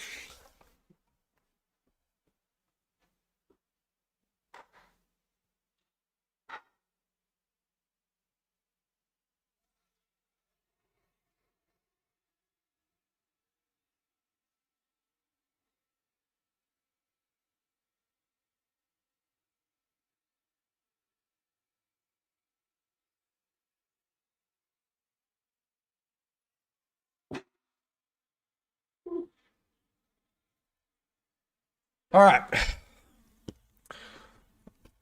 Yeah, man. I'm telling you, dude. I'm trying to stay hydrated because I lose my voice very quickly on these live streams. Like, bro, I'll do my post game live streams and I'll get fired up and I will not be able to talk the rest of the day. So I gotta stay hydrated. Okay. 4 minutes left to go here, or excuse me, 6 minutes left to go in the ball game. I mean, get a safety, man. That's what the goal is. Get a safety. On the bright side, though, that was the first drive all game. That was the first and only drive all game that we did not come up with points. Okay, we had 2 drives against Akron where we did not come up with points. So, I mean, that's improvement right there. Yes, we put up more points versus the Zips, but we were more efficient today. So just take that for what it's worth. Take that for what it's worth.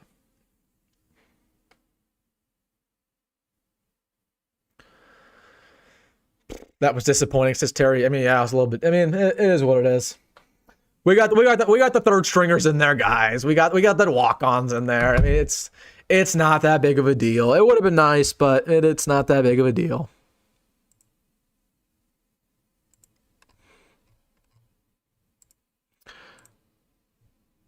Mekhi Nelson's dad has not hit me back up. I genuinely think Mekhi Nelson was suspended. There's just no other way to explain what's happened. Why he has not played a single snap. There's no other way to explain it. I mean, he must have got suspended in some way. Because I know he's not injured. And I'm not the game, so I don't know if he's suited up or not, but I know for a fact he's not injured. Because he was not on the injury report. So. Says a lot. I don't know. I'll tell you guys if I get an answer. I'm waiting to see if Mekhi Nelson's dad hit me back up. But I'm sure Matt will clarify it probably post game. He'll definitely clarify it.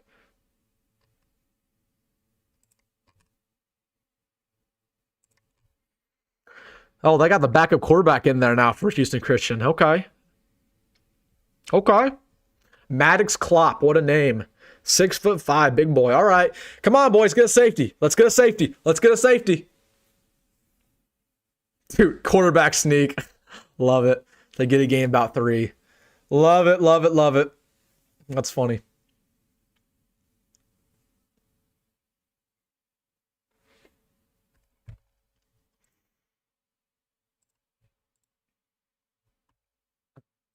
Boys, we are 1 subscriber away from 13.3. If you're somehow watching this and you're not subscribed, what are you waiting for, man? Best community here on Husker YouTube. Only place you can get daily content.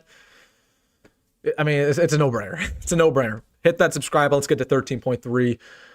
Also, hit the like. We're 3 likes away from 100. If you're somehow watching this, you haven't hit the like button. Let's do it. Another quarterback sneak. And they get another game about 2. Okay. Get off the field here. Get off the field. Come on, 3 more likes, guys. 3 more likes. Are we better than Minnesota? Yes, we are better than Minnesota. No question about it. No, it's not even debatable. It's not even debatable.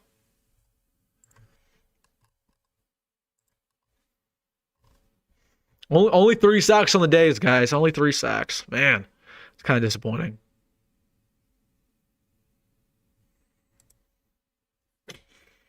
Third down and 5. Can we get off the field here with the 3 and out? They run wrap the middle, pushing the pile, and they're not going to get there. Not even close. We are 1 away from 100. Let's do it.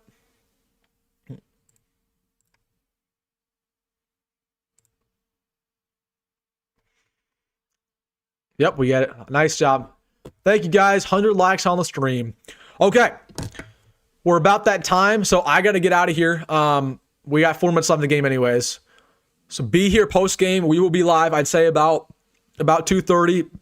So literally in about 15, 20 minutes, we will be live, and we'll discuss everything we learned from today, the pros, the cons, Michigan game, and all that.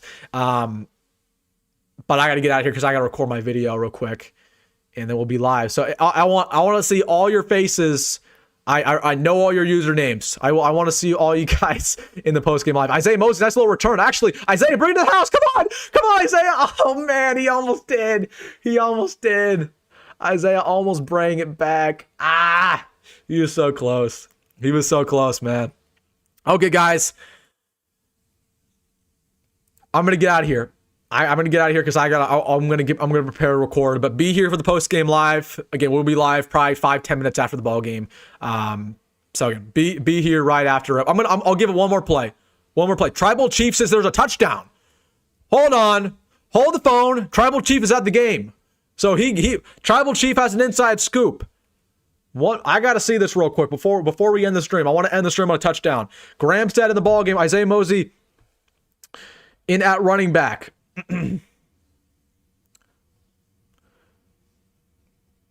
They motion Mozee to the right-hand side. Jalyn Gramstad takes the snap. Looking over to Mozee. Mozee. Oh, just not breaks tackle. I'm waiting. Okay, I'm still thinking there's going to be a touchdown here. I'm going to give it one more play. Because Tribal Chief is at the game, isn't he? Is he not at the game? Tribal Chief, didn't you say you were at the game? Okay, maybe. I think these guys are lying. I'm going to give it one more play. And then I'm going to get out of here. This is 2nd down and 7. Be here post game though. Be here post game. Tribal Chief, you are a liar. If this is not a touchdown on 2nd down and 7, I'm frustrated with you.